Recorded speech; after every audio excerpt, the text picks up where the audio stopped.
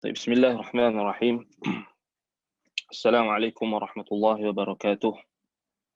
الحمد لله رب العالمين، والصلاة والسلام على رسول الأمين وعلى آله وأصحابه ومن سار على نهجه واقتفى بأثره ودعا بدعوته واستنى بسنته إلى يوم الدين.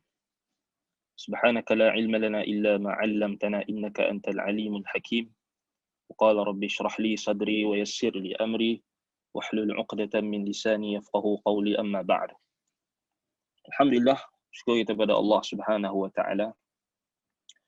Pada pagi ini kita dapat bertemu dalam kuliah khas, iaitulah kita akan membahaskan tajuk berkenaan dengan aplikasi qiyas aula dalam Al-Quran dan Sunnah. Kerana tertinggal Sunnah Al-Quran dan Sunnah menurut salaf. Baik.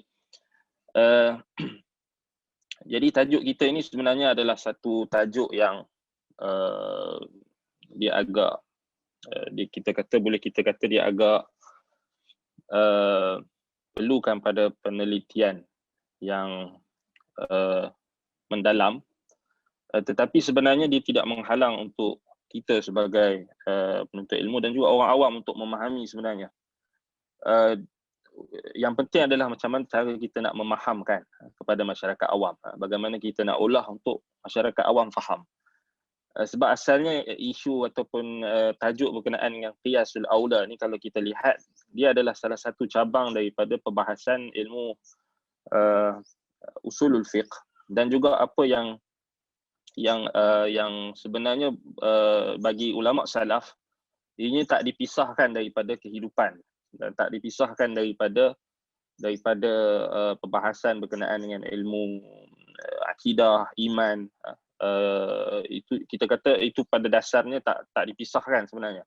Cuma bila datangnya golongan mutaakhirin yang memisah-misahkan antara integrasi ilmu, dipisahkan ilmu usul fiqh, dipisahkan ilmu usul fiqh dengan akidah dan sebagainya, tidak ada kaitan, ataupun apabila kita lihat bila mula masuknya unsur-unsur asing, contohnya ilmu kalam, ilmu falsafah, yang cuba untuk dipaksakan untuk difahami Al-Quran dan Sunnah itu menurut kita kata falsafah Aristotle, falsafah Yunani, Greek, maka itulah yang menjadi masalahnya, dan ada pengaruhnya dalam juga masuk dalam apa dia kita kata dalam perbahasan ilmu usul fiqh dan sebagainya, adalah karat-karat falsafah ilmu kalam yang ada dalam perbahasan ilmu usul fiqh pun ada, kita kata ada dia punya pengaruh, maksudnya yang memberi kesan. Tetapi kita nak tengok di sini dari sudut perbahasan yang betul-betul kita nak tengok daripada Al-Quran, As-Sunnah dan juga praktik ulama salaf. Baik. Jadi sebelum kita masuk tu, kita nak tengoklah beberapa mukaddimah. Yang paling pertama sekali kita nak bincang tentang kedudukan akal dalam Islam. Sebab bila kita sebut tentang tajuk qiyasul aula ni, sebenarnya dia adalah dipanggil ulama sebut sebagai al-maharatul aqliyah. Itulah kita kata satu seni ataupun satu kemahiran akal, kemahiran kita kata menggunakan akal, yang sebenarnya sering disalahfahami oleh golongan terkemudian, golongan mutaakhirin yang kita sebut khalaf, golongan khalaf, golongan yang terkemudian, yang mereka memandang serong pada ulama salaf. Mereka anggap ulama salaf ni hanya menukilkan hadis, hanya menukilkan ayat Quran, tak faham. Mereka istilahkan dengan istilah apa yang selalu kita dengar, istilah seperti istilah hasyawiyah, ataupun an-nasiyin, hasyawiyin, jamidin, kan? Mereka suka memberi gelaran kepada ulama salaf, dan ulama Islam dengan golongan nasiyin, golongan yang terlampau tekstual, golongan yang jamidin, golongan yang jumud, golongan yang kaku, golongan yang dipanggil juga hasyawiyin, yang tahu hanya surface perkara saja, kononnya tak tahu secara mendalam. Baik. Dan ini semua adalah satu tuduhan yang sangat-sangat jahat sebenarnya, tuduhan daripada musuh-musuh Islam yang diterima oleh sebahagian besar umat Islam, yang mereka mengambil ilmu-ilmu Islam ini daripada lisan musuh-musuh Islam. Sebab itu kalau kita tengok balik, puncanya banyaklah faktornya disebabkan kita meninggalkan turas, meninggalkan peninggalan ulama salaf. Kita tidak merujuk kitab-kitab ulama salaf yang terawal. Kita tak faham metodologi mereka, kita tak faham manhaj mereka, kita tak faham juga dari sudut kedudukan mereka di sisi Islam, dalam Islam, kedudukan para sahabat, kedudukan tabi'in, kedudukan salafus salih di dalam Islam. Kita mengabaikan perkara-perkara tersebut menyebabkan kita mudah untuk menerima tuduhan-tuduhan golongan orientalis, golongan musuh-musuh Islam yang mereka juga ada kerusi-kerusi pengajian Islam. Kalau kita tengok memang itu sedia maklum lah. Di barat mereka ada universiti, dia ada pengajian Islam, ada subjek pengajian Islam yang ditawarkan, tetapi disebabkan oleh kelemahan kita tidak dapat melihat ataupun mengesan jarum-jarum halus yang cuba mereka suntikkan ke dalam umat Islam. Sebab itu yang ni yang disebutkan oleh ramai ulama lah bila mereka membahaskan tentang macam mana orientalis barat mereka menggunakan umat Islam yang pergi belajar dengan mereka, belajar Islam, belajar tentang falsafah dan sebagainya, kemudian membahaskan tentang Al-Quran dan Sunnah mengikut kacamata mereka, mengikut disiplin yang mereka letakkan. Maka itulah yang menjadi kita tengok hari ini berlakunya keracuan ataupun kita kata kecelaruan di dalam menggunakan akal. Kecelaruan di dalam kita kata menggunakan akal sehingga meletakkan akal sebagai penghukum, akal sebagai penghukum kepada wahyu Al-Quran dan juga As-Sunnah. Itu yang kita kata tak betul. Baik, itu yang kalau kita tengok dari sudut sejarah penyelewengan dan sejarah perpecahan umat Islam, di mana di mana munculnya aliran-aliran yang menggunakan akal mereka melebihi nas dan cuba memaksa nas Al-Quran dan Sunnah mengikut pemahaman akal mereka, seperti lahirnya golongan aliran Mu'tazilah misalnya, yang mendahulukan akal berbanding dengan nas Al-Quran dan Sunnah. Kemudian berlaku juga percubaan untuk menyatukan aliran-aliran tersebut dengan anggapan bahawasanya Al-Quran itu masih lagi tidak mengandungi akal ataupun tidak memberikan kepuasan ataupun kekenyangan dalam pada akal kita. Maka itu adalah dakwah-dakwah yang kita kena faham. Baik, yang pertama sekali kita kena faham akal ni, kedudukan dalam Islam ni. Akal termasuk dari salah satu 5 maqasid agama yang wajib dipelihara. Sebab itu syariat mengharamkan seluruh perkara yang boleh memudaratkan, merosakkan dan menghilangkan fungsi akal. Contohnya, hukum bagi peminum arak disyariatkan untuk menjaga nikmat dan fungsi akal. So arak diharamkan. So diletakkan hukum had bagi peminum arak disebat 40 ataupun 80 kali sebatan, semata-mata untuk menjaga fungsi akal. So itu kita tengok akal ni salah satu daripada 5 maqasid agama yang wajib dipelihara. So ini pentingnya nak bagi tahu macam mana kedudukan akal dalam Islam. Yang kedua, syariat memerintahkan agar akal mengikuti petunjuk wahyu. Ia juga memerintahkan agar dicampak jauh segala kejahilan, hawa nafsu, kesombongan, ketaksuban, taklid buta, perdebatan dengan kebatilan. Perdebatan dengan kebatilan ni maksudnya contohnya kita berdebat tanpa disiplin ilmu yang sahih. Debat dalam akidah menggunakan ilmu falsafah. Contoh ilmu kalam. Maksud itu termasuk dalam perdebatan dengan kebatilan. Maksudnya Islam larang. Kan? Kemudian khurafat, auham, perkara-perkara yang meragukan, kekeliruan, perkara-perkara yang dibina di atas waham, di atas sangkaan. Semua itu diperintahkan oleh syariat untuk kita campakkan. Maksudnya kita buang dia. Semua benda tu, itu kita kata kejahilan. Pertama sekali, kejahilan, hawa nafsu, kesombongan, ketaksuban, taklid buta, perdebatan dengan kebatilan, khurafat, auham, perkara-perkara yang meragukan kekeliruan. Semua ni diperintahkan oleh syariat supaya kita membuangnya, mencampaknya, supaya nak menjaga kehormatan akal dan nikmat akal itu sendiri. Kan? Sebab itu Islam datang memerangi kejahilan.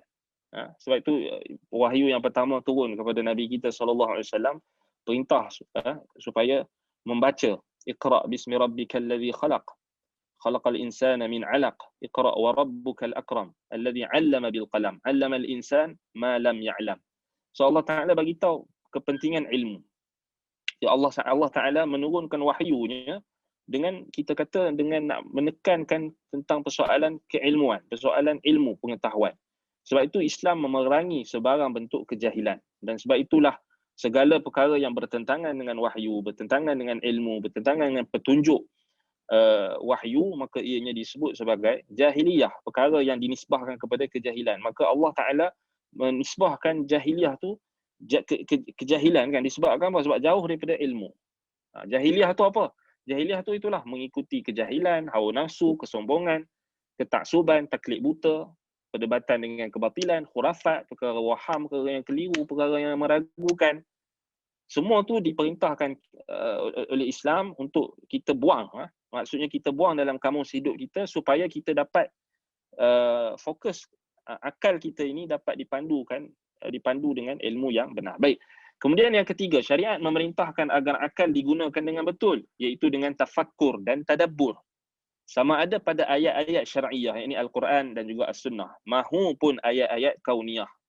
Iaitulah ayat kauniyah ni apa yang kita lihat, makhluk dan seluruh alam ciptaan Allah. Baik, kalau kita tengok balik, ini antara perkara yang kita perlu faham, iaitulah akal kita ini diperintahkan untuk digunakan dengan betul. Iaitulah kita mengembalikan fungsi akal yang sebenarnya. Iaitulah supaya kita mentadaburi ayat-ayat Allah. Sama ada ayat-ayat syar'i, ayat-ayat syar'iyah ataupun ayat-ayat kauniyah tadi. So ayat-ayat syar'iyah, Al-Quran dan Sunnah itu sebenarnya dipenuhi dengan perintah supaya kita mentadaburi dan menggunakan akal kita untuk mengesakan Allah. Banyaklah ayat, afala yatadabbaruna al-Quran am ala qulubin aqfaluha, afala yatadabbaruna al-Quran.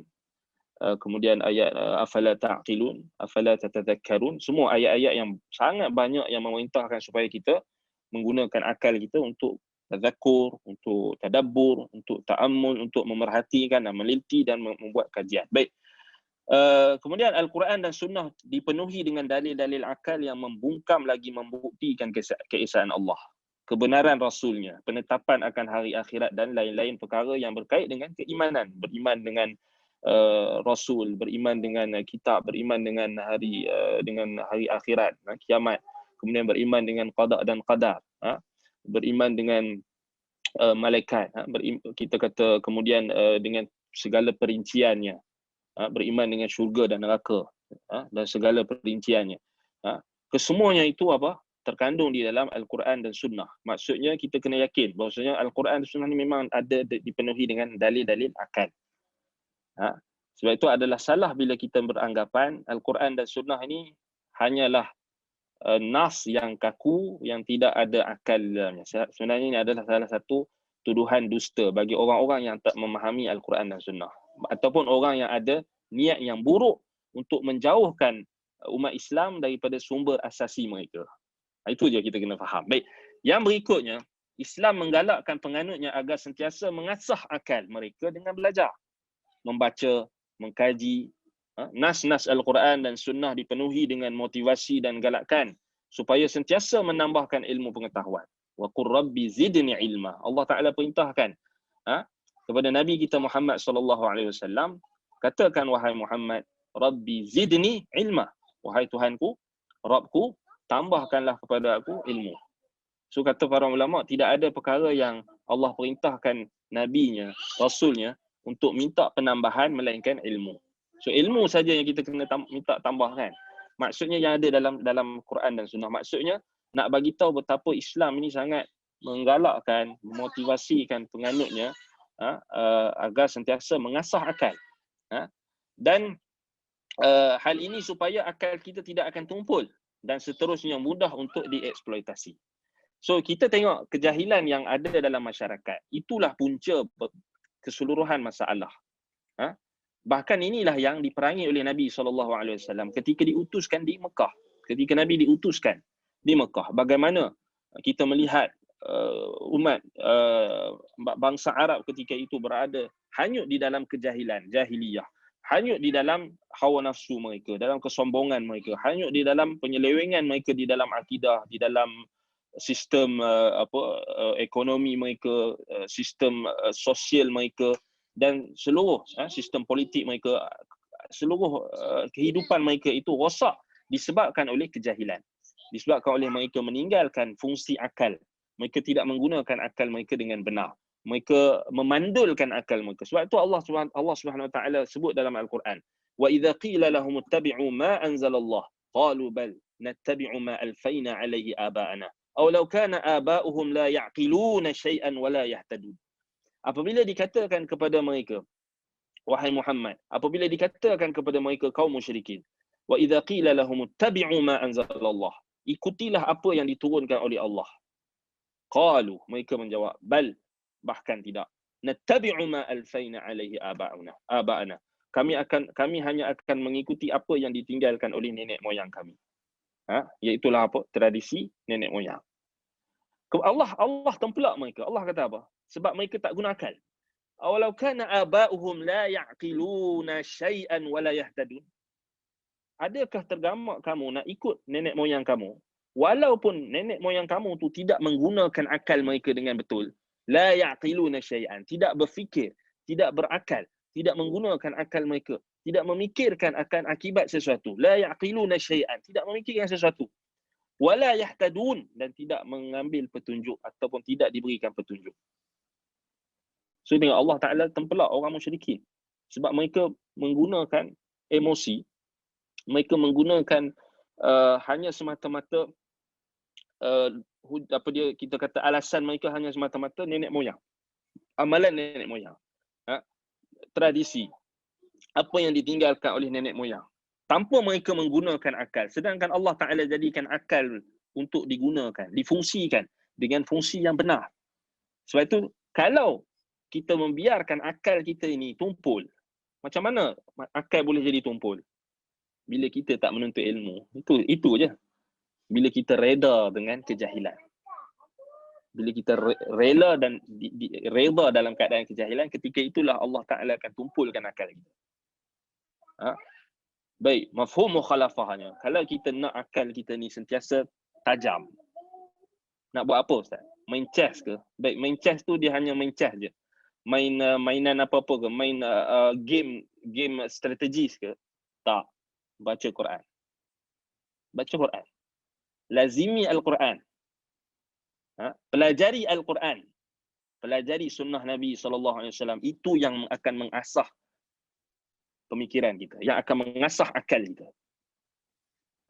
Kalau main game tu dia habis takat tu je lah. Strategi ada bukanlah kita nak kata tak ada yang maksudnya dari strategi peperangan ke apa, itu adalah dia punya manfaatnya. Strategi perniagaan ke apa, ada dia punya bidang. Tetapi dalam agama kita ni, akal kita pun kena asah. Masalahnya orang kita ni dia bab agama ni dia tak mau asah akal dia tak mau. Bab agama ni dia terlampau percayalah ustaz cakap kan, walaupun ustaz tu mengarut ke, ustaz tu ajar benda khurafat ke, ajar hadis palsu ke, hadis yang terlampau lemah ke, kemudian cerita pasal cerita palsu, kemudian kadang-kadang tu bukan ustaz pun, sudur ustaz kan, tak mengaji habis pun sudur. Sebab sekarang ni banyak sudur kan, banyak yang bukan ilmu pun, tetapi macam sains juga kan, sains pun ada sudur sains. Orang ni dakwa kan, pasal dia mengaji kat YouTube saja kita anggap dia ustaz kan, dia hanya rujuk kat YouTube pun kita kata dia ustaz kan, dia rujuk dekat YouTube pun kita boleh panggil dia saintis, kita boleh panggil dia doktor kan. Semua tu kita kata zaman sekarang ni zaman sudur kan, zaman kita panggil ilmu yang semu, yang separa, yang tak matang, ataupun yang kita kata yang palsu, yang dipalsukan ataupun yang direka-reka dan sebagainya. Wallahul musta'an. Baik, sebab itu kena kena asah akal kita. Baik. Kemudian Islam menggalakkan ulama dan ahli ilmu yang mencapai kemampuan dan kelayakan untuk berijtihad dengan menggunakan akal mereka untuk mengistimbat hukum hakam syariat mengikut disiplin ilmu yang ditetapkan. Menunjukkan betapa agama ini tidak mengabaikan fungsi akal. Sebab itu kita tengok kan, kalau kita buka dalam perbahasan ilmu usulul fiqh kan. Jadi ilmu usul fiqh, dalam ilmu usul fiqh itu ada perbahasan berkenaan dengan ijtihad, berkenaan dengan mujtahid, berkenaan dengan mufti, mustafti, berkenaan dengan kita kata isu berkenaan dengan syarat-syarat menjadi mujtahid. So tidak ada ulama yang meletakkan mengatakan bahawasanya pintu ijtihad itu telah tertutup dan sebagainya. Akan berlaku juga ijtihad pada setiap zaman. So kita tengok macam mana Islam ni. Islam ini agama yang tidaklah kita kata menghalang untuk kita menggunakan akal fikiran untuk kita memahami berkenaan dengan syariat. Tetapi dengan syarat ianya mesti mengikut disiplin ilmu yang ditetapkan berdasarkan Al-Quran dan Sunnah. So dia ada limit dia. Bukan kita nak kata buka seruan ijtihad ni pada semua orang yang tak tahu tentang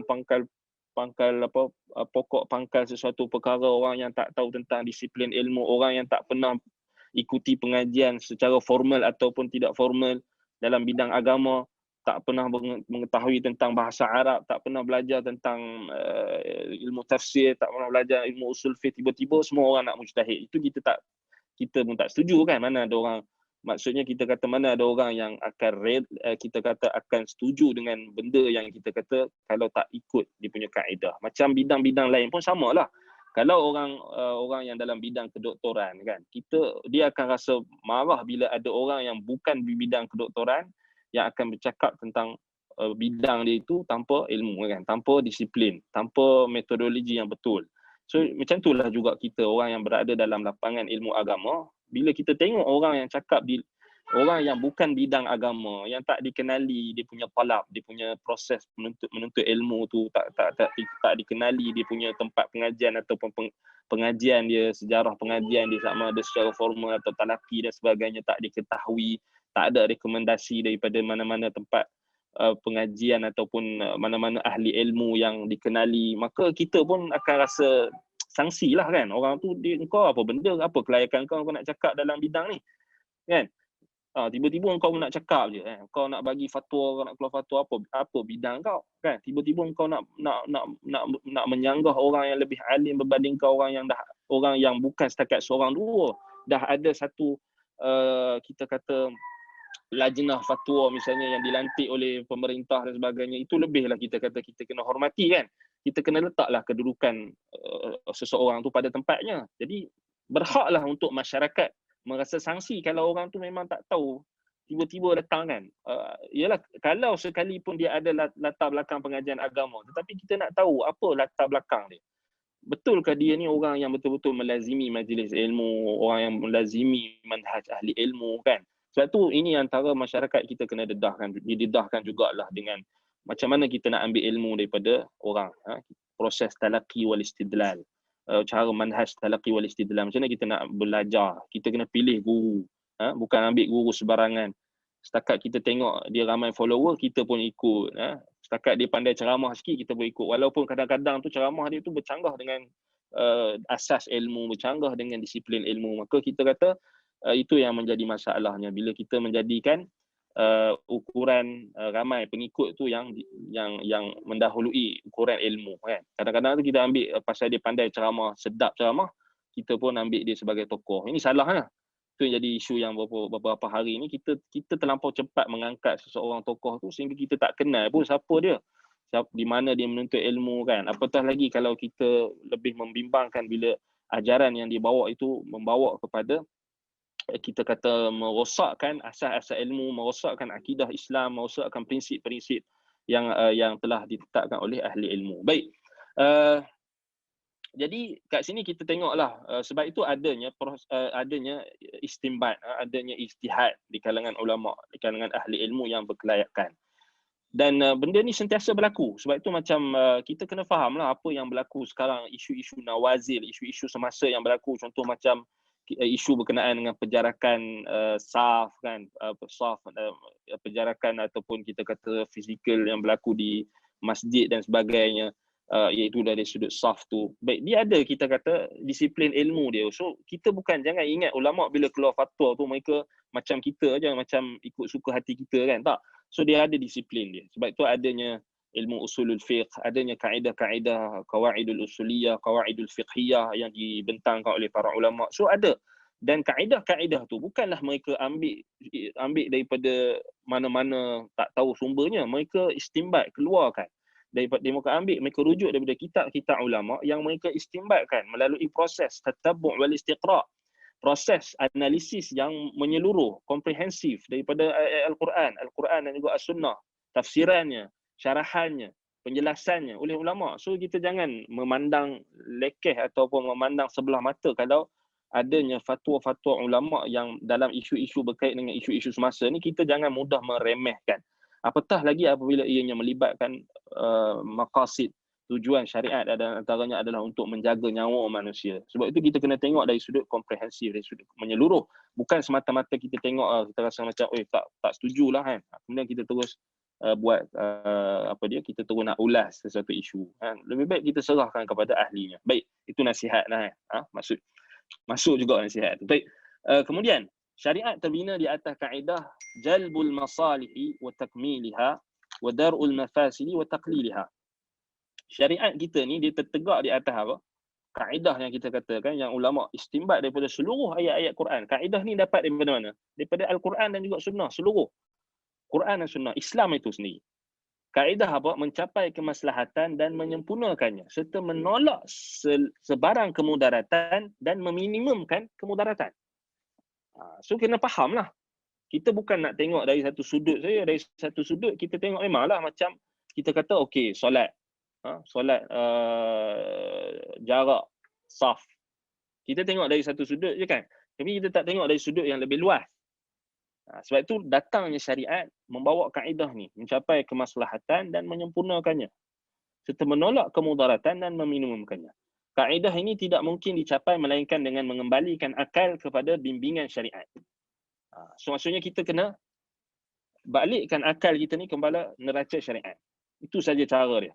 Kata Imam Ibn Al-Qayyim rahimahullah, syariat itu keadilan keseluruhannya, rahmat keseluruhannya, maslahat keseluruhannya. Setiap masalah yang menyebabkan keadilan menjadi kezaliman. So, setiap isu, perkara yang menukarkan daripada keadaan keadilan itu menjadi kezaliman, rahmat kepada azab, maslahat menjadi mafsadah, hikmah menjadi sia-sia, maka ia bukan dari syariat. Contohnya bila kita kata kita tengok apa sahaja perkara yang lari daripada keadilan, lari daripada rahmat, lari daripada kita kata maslahah, menjadi mafsadah, menjadi kerosakan, menjadi perkara tu disia-siakan, menjadi perkara itu menjadi abath, dipermainkan, dimain-mainkan, sia-sia, maka ianya bukan dari syariat. Ini kaedah yang umum. Semua orang boleh tengok. Orang boleh faham. Anda bagi contoh yang mudah. Bila kehormatan pemerintah tidak dijaga, orang semua boleh troll, boleh maki hamun pemerintah, boleh maki hamun kerajaan, boleh maki hamun yang di-Pertuan Agong. Tak ada. Benda jadi sia-sia, benda jadi fauda. Orang maki pemerintah, orang hasut pemerintah, orang hasut rakyat untuk benci pemerintah. Benda tu menjadi sia-sia. Kedudukan pemerintah tu akan jadi sia-sia.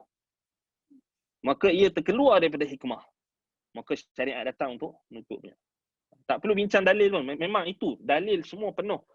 Perintahkan supaya mentaati Allah, mentaati Rasul, mentaati waliul am, pemerintah. Di kalangan umara dan ulama. So kalau benda tu mengajak kepada untuk merendahkan kedudukan ulama, merendahkan kedudukan pemerintah, maka dia sia-sia. Benda yang abas, benda yang sia-sia. So dia berlawanan dengan hikmah. Simple. Kaedah yang Imam Ibn Al-Qayyim sebut ni, kita boleh pakai pada semua perkara. Tak, maksudnya tak sama ada kita tahu dalil atau tak, dia memang ada dalil. Dah memang ada dalil. Kaedah ni kita nak faham.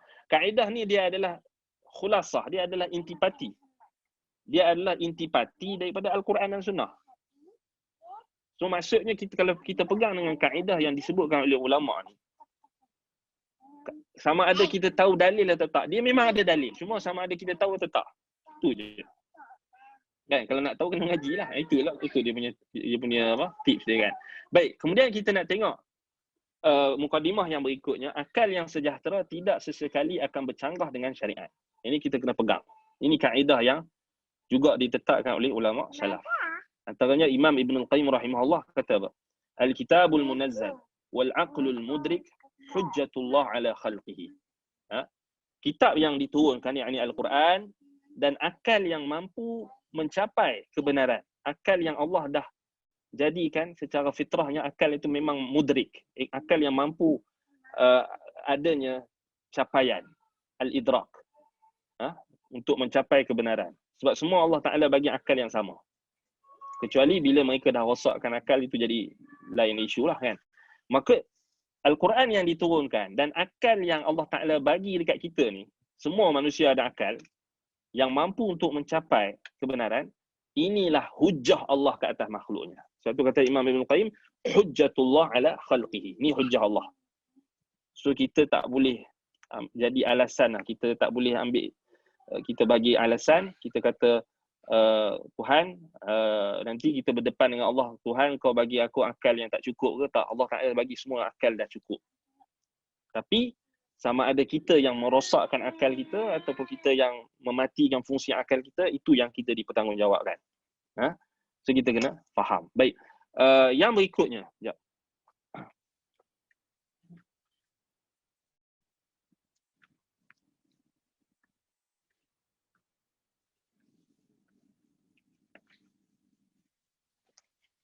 Toilet lah, bising Abi mengajar.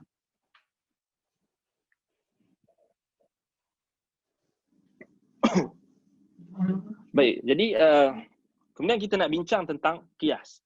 Baik, tajuk kita ni qiyasul aula. Baik, apa maksud qiyas? Baik, anda tak mau bincang dari sudut istilah yang panjang-panjang. So anda ringkaskanlah. Kita nak ambil maksud terus, kita nak masuk terus qiyas. Tapi sebelum tu kita kena ada juga tasawur umum, gambaran umum tentang qiyas. Baik, dari sudut bahasa maksudnya takdir. Takdir di sini bukan maksud qada dan qadar tu bukan. Maksudnya penilaian, perkiraan, penentuan. Atau juga disebutkan oleh para ulama usul taswiyah, itulah kita menyamakan. Itu dari sudut bahasa. Baik, dari sudut istilah usuliyun. So ulama usul dan juga fuqaha mengambil sesuatu yang maklum, yang diketahui, apa-apalah, atas maklum, atas sesuatu yang diketahui, juga dua perkara yang berbeza, dua perkara yang berkongsi pada dalam sesuatu perkara, dalam menetapkan hukum bagi keduanya atau menafikannya dari keduanya dengan perkara yang menghimpunkan keduanya, yakni titik persamaannya. Sama ada dalam penetapan hukum atau sifat atau penafian pada keduanya. Baik, ana percayalah kalau ana terjemah, yang ni ana terjemah daripada ta'rif bahasa Arab. Jadi ana memang minta maaf lah kalau bab nak terjemah, nak bagi tepat tu memang ana memang kena mungkin kena rujuk banyak kamus sikit juga kan. Tapi kat sini ana memang ini je lah yang ana mampu untuk terjemah untuk bagi faham. Tapi jangan risau, ana akan bagi faham. Sebab selalunya istilah-istilah ni yang memeningkan kita sebenarnya. Tapi jangan risau, ana akan bagi contoh kita akan faham insya-Allah. Dengan contoh bil misal yattadihul maqal. Kaedah ulama sebut apa? Dengan contoh akan jelaslah maqal, akan jelaslah apa istilah-istilah yang kita pening ni. So ini hanya kita nak bagi istilah kan. Sama ada dalam sifat atau penafian pada ia dinamakan qiyas tamsil atau qiyas usuli ataupun qiyas fiqhi. So ini anda tak mahu sentuhlah panjang dari sudut istilah ni. Dia kita kata memang dalam bidang usul fiqh ni memang dia termasuk dalam satu cabang. Akan ada perbahasan berkenaan dengan qiyas, rukun qiyas.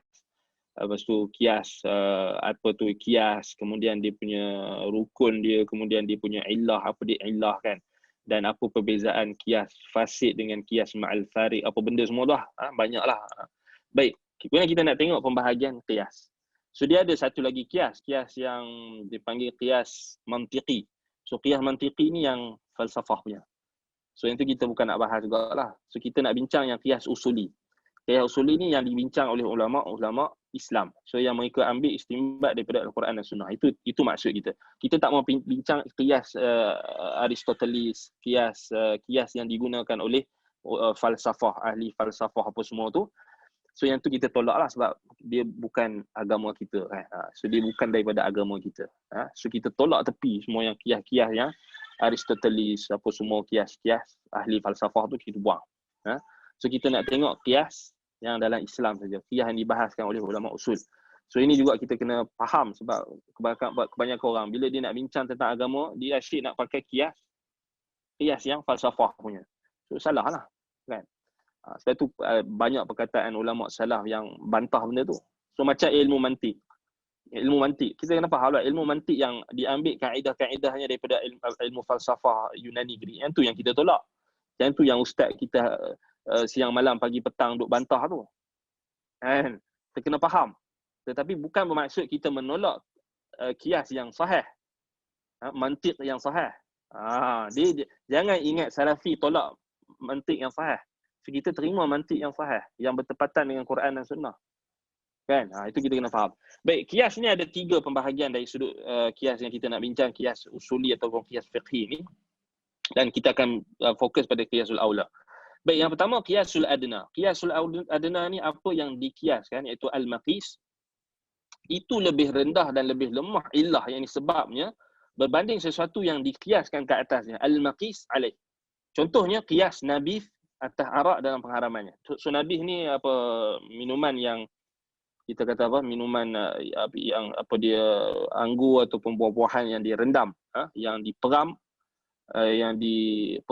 lama, yang dia kalau dia boleh jadi dia akan sampai pada tahap memabukkan. Tapi boleh jadi dia tak sampai tahap memabukkan. Baik. Jadi ulama dahulu mereka mengharamkan nabith kerana dia berkongsi illah. Itu dari sudut al-iskar, yang memabukkan. Tetapi nabith itu dia punya tahap illah dia itu lebih rendah berbanding dengan arak. So maksudnya dia tak sampai tahap, kadang-kadang dia tak sampai tahap arak. Maksudnya dia tak sampai tahap kita kata memabukkan macam arak, tetapi dia still ada kebarangkalian untuk menjadi, kalau disimpan lebih lama maka dia akan jadi arak. Dia akan memabukkan macam arak. So sebab itulah asalnya nabith itu harus kan, halal. Tetapi kalau dia sampai tahap boleh menyebabkan memabukkan, maka dia haram sebab dia ada illah, berkongsi pada illahnya pada al-iskar, yakni memabukkan. Tetapi dia lebih rendah nak dibandingkan dengan arak yang dinaskan pengharamannya. So dia dipanggil qiyasul adna, qiyas yang lebih rendah. So itu kita tak akan bincang panjang lah. Qiyas al-musawi pula, apa yang diqiyaskan, al-maqis adalah sama illahnya dengan al-maqis alaih, apa yang diqiyaskan atasnya. Contohnya, qiyas pada hukum membakar harta anak yatim atas hukuman ataupun atas hukum larangan makan harta anak yatim dengan batil. Ilahnya apa? So, sekarang ada dua perkara. Pertama, membakar harta anak yatim. Yang kedua, makan harta anak yatim dengan batil. Apa persamaan dia? Apa ilah dia? So ni yang kita nak kiaskan. Adanya al-maqis dengan al-maqis alaih. Itu perbincangan qiyas. Baik. Ianya berkongsi pada apa? Ilah itlaf. Apa maksud itlaf? Ini menghapuskan. Merosakkan dan menghapuskan harta tu. Maka kaedah dia, larangan untuk membakar harta anak yatim dan memakannya dengan cara batil adalah sama dari sudut ilah. Kerana keduanya bersifat itlaf, menghapuskan. Faham? Faham tak? Maksudnya, kita tak boleh kata Allah Ta'ala larang kita makan harta anak yatim dengan batil. Tapi boleh bakar. Sama lah. Mana ada orang yang ada akal yang sejahtera, dia boleh kata, tak boleh kita makan harta anak yatim dengan batil. Tetapi bakar boleh. Tak logik lah kan. So kalau makan harta anak yatim tu diharamkan, dengan cara batil diharamkan, kerana dia ada ilah dia, sebabnya kerana dia dapat menghapuskan harta anak yatim tu, dapat terhapus. Samalah juga dengan orang yang membakar harta anak yatim. Itu dipanggil qiyas al-musawi, kerana dia sama. Dia sama. Ilah dia, dari sudut ilah dia tu sama. Baik, qiyasul aula, qiyasul aula. Yang ni yang kita nak bincang ni. Yang ni yang kita nak bincang. Itu jadi yang dua, qiyasul adna dengan qiyasul musawi tu kita jangan tak payah fokus kan. Kita letak tepi tu, kita tutup dulu. Yang tu mungkin kita boleh masuk kelas usulul fiqh. Kita belajar. Nak lebih tahu lebih dalam, boleh ikuti kelas-kelas usulul fiqh. Boleh follow kelas-kelas usulul fiqh. Asatizah kita yang ada kelas-kelas usulul fiqh. Baik. Qiyasul aula. Qiyasul aula ni apa maksudnya? Apa yang diqiyaskan, al-maqis, lebih utama dari sudut hukum berbanding apa yang diqiyaskan atasnya al-maqisu alaih. Kerana illah padanya lebih kuat dan utama berbanding pada al-maqis. Contohnya, kita ambil contoh kan. Qiyas hukum memukul kedua ibu bapa. Dikiaskan pada larangan mengucapkan ataupun uf. Fala taqul lahuma uffin wala tanharhuma. Kan Allah Ta'ala larang kita cakap uf pada mak ayah kita, kedua ibu kita. Maksudnya meninggikan suara. Ke uf ke. Larang. Wala tanharhuma. Jangan mengherdik mereka berdua. Wa qul lahuma qawlan ma'rufa. Atau qawlan karim. Atau qawlan ma'rufa. Baik, berkatalah dengan mereka dengan perkataan yang baik. Perkataan yang ma'ruf. Baik. So, kelarangan ini, apa ilahnya? Ilahnya terdapat pada al-iza', yakni menyakiti.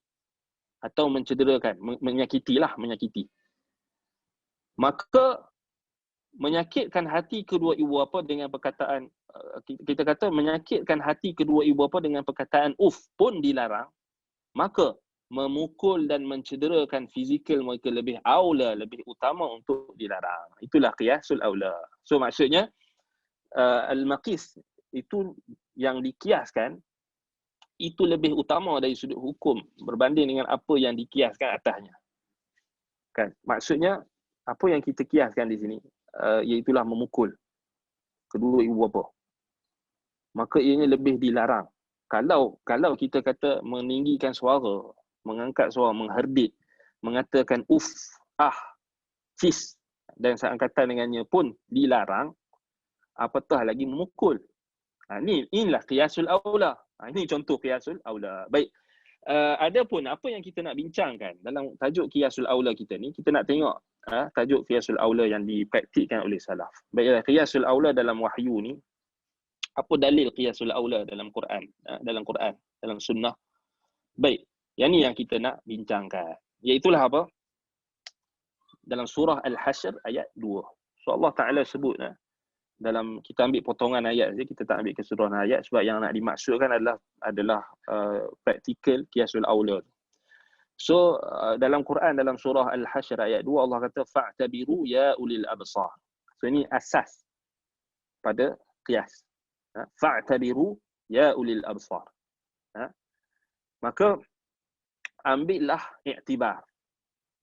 Wahai orang-orang yang mempunyai akal pemikiran, orang yang mempunyai pemerhatian, orang yang mempunyai ilmu, orang yang mempunyai akal fikiran. Ya ulil absar.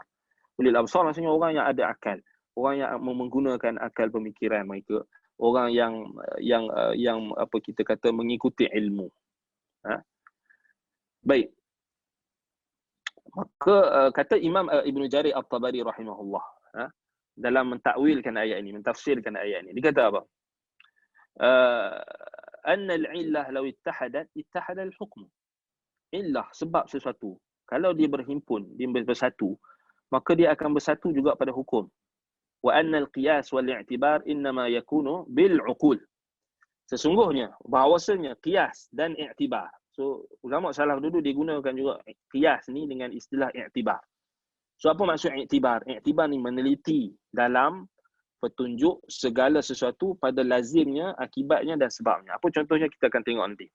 Ibnu Jarir At-Tabari rahimahullah, al-Imam Ibnu Jarir At-Tabari, dia kata apa?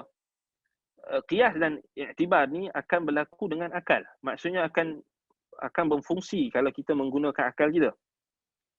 Sebab itu kata Imam Ibn Jarir At-Tabari, fatta'idu ya ma'syara dhawil afham. Maka ambillah pengajaran, ambillah i'tibar. Ambillah i'tibar. Wahai orang yang mempunyai kefahaman. Bima ahallallah bihaula'il yahud alladhina qadhafa Allahu fi qulubihim ar-ru'b. Terhadap apa yang telah Allah Ta'ala timpakan ke atas orang-orang Yahudi, yang mereka telah dicampakkan ke dalam hati-hati mereka itu kegerunan. Wahum fi husunihim min niqmatih. Sedangkan mereka berada di husun, yakni kubu-kubu. Kubu-kubu mereka, dan dalam keadaan yang Allah Ta'ala memurkai mereka. Wa'lamu anna Allah waliyyun man walah wa nasiru rasulihi ala kulli man na'wah. Maka ketahuilah bahwasanya Allah sentiasa, bahwasanya Allah itulah pembela, penolong, pelindung bagi orang-orang yang berwalikan Allah, orang-orang yang menyintai Allah, orang-orang yang mentaati Allah. Dan Allah itulah nasiru rasulihi ala kulli syai'in man na'wah. Allah itulah yang membantu dan membela Rasulnya di atas segala perkara yang ditimpakan ke atas para Nabi dan Rasul ataupun pada Rasulnya. Baik. Wa mahalla min niqmatihi bihi nadhir alladhi ahalla bi Bani Nadhir. Wa mahalla min niqmatihi bihi nadhir alladhi ahalla bi Bani Nadhir. Wa innama ana bil absar fi hadha al mawdi' absarul qulub. وذلك أن الاعتبار بها يكون دون الإبصار أبي العيون. Baik. Jadi Imam Ibn Jarir At-Tabari nak bagi tahu, sesiapa sahaja yang menentang Rasul, sesiapa sahaja yang menentang petunjuk Nabi, mereka akan terkena niqmah, yakni azab, sebagaimana orang-orang Yahudi Bani Nadir, kerana mereka menentang Rasul. So Allah campakkan ke dalam hati mereka itu ar-ru'bu, yakni kegerunan, ketakutan, kebimbangan, kecemasan. Disebabkan oleh apa? Mereka menyelisihi perintah Rasul. So Imam Ibn Jarir At-Tabari nak bagi tahu dekat kita inilah qiyas. Sebab tu dia kata, maka apa sahaja yang niqmah, yakni azab, kemarahan, kemurkaan Allah yang tertimpa ke atas musuh-musuhnya, ianya sama dengan orang-orang yang melakukan perbuatan yang sama dengan apa yang dilakukan oleh Bani Nadir. So qiyas. Kemudian kata Imam Ibn Jarir At-Tabari, wa inna ma'ana bil absar fi hadha al-mawdi' absarul qulub. Yang dimaksudkan dengan fa'tabiru ya ulil absar, sebab ayat itu cerita pasal Bani Nadir kan. Maka yang dimaksudkan dengan absar, yakni penglihatan. Fa'tabiru ya ulil absar, orang yang mempunyai penglihatan, orang yang menggunakan akal penglihatannya. Maka yang dimaksudkan dengan penglihatan di sini al-absar fi hadha al-mawdi', pada tempat ini absarul qulub, penglihatan hati. Wa zalika anna al-i'tibar biha yakuna duna al-ibsar bil uyun. Kerana i'tibar, qiyas tadi akan berlaku dengan i'tibar daripada hati, pandangan hati, bukan dengan pandangan mata. Maksudnya apa? Bila sebut pandangan hati tu dengan ilmu. Dengan ilmu. Bukan semata-mata dengan pandangan mata. So itu Ibn Jarir At-Tabari rahimahullah nak bagi tahu tentang qiyas ni. Maksudnya apa dalam wahyu ni, apa perintah dalam Quran yang adanya qiyas supaya kita ambil iktibar. Maksudnya keadaan yang sama. Orang yang kena adab, orang yang kena dicampakkan kegerunan dan kecemasan dalam hati mereka disebabkan mereka menyelisihi Rasul, iaitulah Bani Nadir. Siapa-siapa sahaja yang buat benda yang sama, dia akan dapat benda yang sama. Itulah qiyas. Itulah i'tibar. Nampak? Kemudian kata Syekhul Islam Ibn Taymiyah rahimahullah.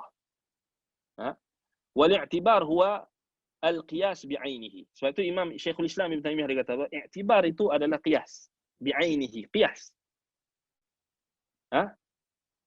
Iaitu ayat kat mana qiyas? Kenapa kita kena guna qiyas? Kenapa kita kena pelajari qiyas? Qiyas yang sahih lah, bukan qiyas syaitan, bukan qiyas iblis. Iblis pun dia ada qiyas juga. Ana khairun minhu, khalaqtani min nar wa khalaqtahu min tin. Dia tak mau sujud dekat Nabi Adam, dia tak mau tunduk dan patuh pada perintah Allah. Sebab apa? Dia pakai qiyas juga. Tapi qiyas iblis. Qiyas iblis dia kata apa? Aku lebih baik daripada Adam. Sebab Adam dicipta daripada, aku dicipta daripada api, Adam dicipta daripada tanah. Itu qiyas fasid, qiyas iblis. Kan? Nah, iblis pun pakai qiyas juga. Jangan ingat dia tak pakai qiyas, dia pakai qiyas juga. Tetapi kita nak maksudkan di sini adalah qiyas yang sahih. Qiyas yang Allah Ta'ala perintahkan kita untuk guna qiyas. Iaitulah i'tibar. Kata Syekhul Islam, al-i'tibar huwa al-qiyas bi'ainihi. I'tibar yang dimaksudkan dalam surah Al-Hasyr ayat 2, fa'tabiru ya ulil absar, itulah qiyas. Kama qala Ibn Abbas lamma su'ila an diyatil asabi', sebagaimana dikatakan oleh Ibn Abbas ketika mana Ibn Abbas ditanya tentang Diat untuk jari jemari. Kalau jari jemari dipotong ni, diat dia apa? Faqala, kata Ibn Abbas, hiya sawa wa'tabiru dhalika bil asnan. Kata Ibn Abbas, dia sama saja. Kiaskanlah dengan, i'tabiru maksudnya kiaskanlah dengan gigi. Ai qisu biha fa innal asnan mustawiyatud diyah ma'al ikhtilafil manafi' fakadzalika al asabi'. Maksudnya sama saja. Ibn Abbas kata kiaskan dengan gigi. Kalau orang patahkan gigi kamu, maka diatnya adalah sebatang gigi. Sama. Sebab apa? Sebab gigi dengan jari dia dari sudut sama diat dia, walaupun manfaat dia itu berbeza dari sudut penggunaan dia. Sebab itu kata Syekhul Islam Ibn Taymiyah, maka Ibn Abbas kata wa'tabiru dhalika bil asnan, ay qisuha biha. Yani kiaskan. Sebab orang tanya diat jari kan, kalau jari dipotong apa diat dia? So Ibn Abbas jawab diat tentang gigi. So tak disebut tentang jari.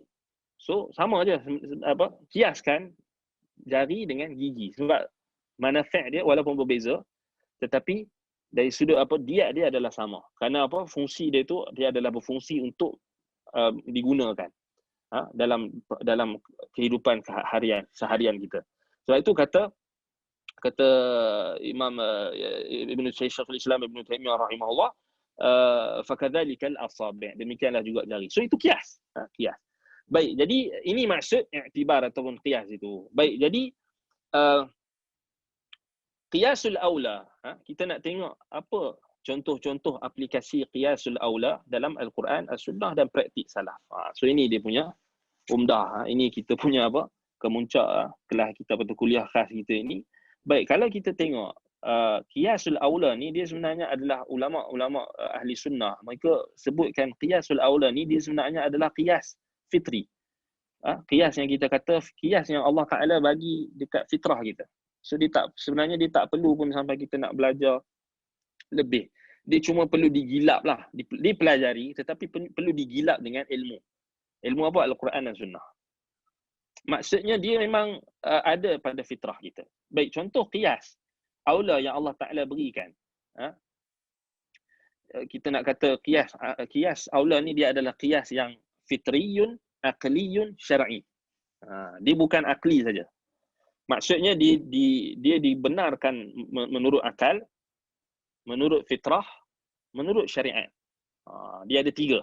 Qiyas aula ni qiyas aqliyun, fitriyun, syar'iyun. Dia bukan akal semata-mata. Kalau akal semata-mata macam falsafah lah, dia guna akal dia semata-mata, akal pun tak mundabit. Akal siapa yang dia guna? Saya guna Aristotle, saya guna Al-Farabi, saya guna Ibn Sina, saya guna akal Plato, saya nak guna akal Ghazali, saya nak guna akal Ar-Razi. So dia tak mundabit. So kita nak sebut akal yang digunakan oleh salaf ni akal yang mundabit. Akal yang kita kata yang kita kata termasuklah maharatul aqliyah, kemahiran akal ni adalah qiyasul aula tadi. So qiyasul aula adalah qiyas fitri, aqli, syar'i. Baik, kita nak tengok contohnya. Qiyas fitri ni apa?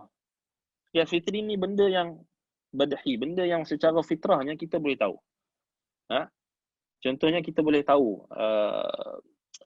ialah kita bila tengok contoh yang ulama bagi kan, kita tengok ada tempat tu dia sebut dia ada stiker larangan untuk merokok, kan? So kita dengan fitrah kita tahulah bila tempat tu dah letak no smoking, segala bapa segala anak smoking, shisha ke vape ke, samalah hukum dia kan. So kita takkan merokok lah kat situ, takkan vape lah kat situ, takkan shisha lah kat situ kan. Kalau merokok pun tak boleh, shisha pun lagi tak boleh lah, vape pun tak boleh lah. Jadi itulah kita kata fitrahnya. So orang yang tak ada akal saja yang tak boleh fikir kan. Macam tu lah maksudnya kan. Baik, itu fitri kan. Baik, maka syar'i ni dari sudut apa? Dari sudut akli kita fahamlah jelas, kerana dia memang Allah Ta'ala bagi akal kita macam tu. Syar'i pula dari sudut apa? Dari sudut Allah Subhanahu Wa Ta'ala jelaskan kepada kita. Contohnya Allah jelaskan kepada kita bahawasanya apa? Tuhan-Tuhan yang disembah oleh orang musyrikin tidak ada kesempurnaan padanya. yang menyebabkan dia berhak untuk diibadahi.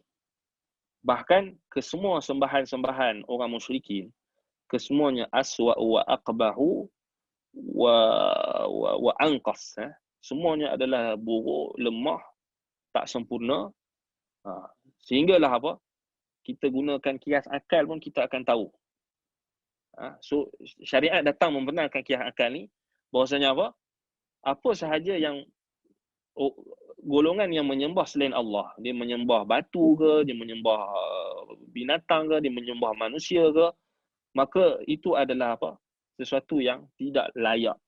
Tidak layak kerana dia menyembah sesuatu yang tidak sempurna. Dia sembah pokok, dia sembah berhala.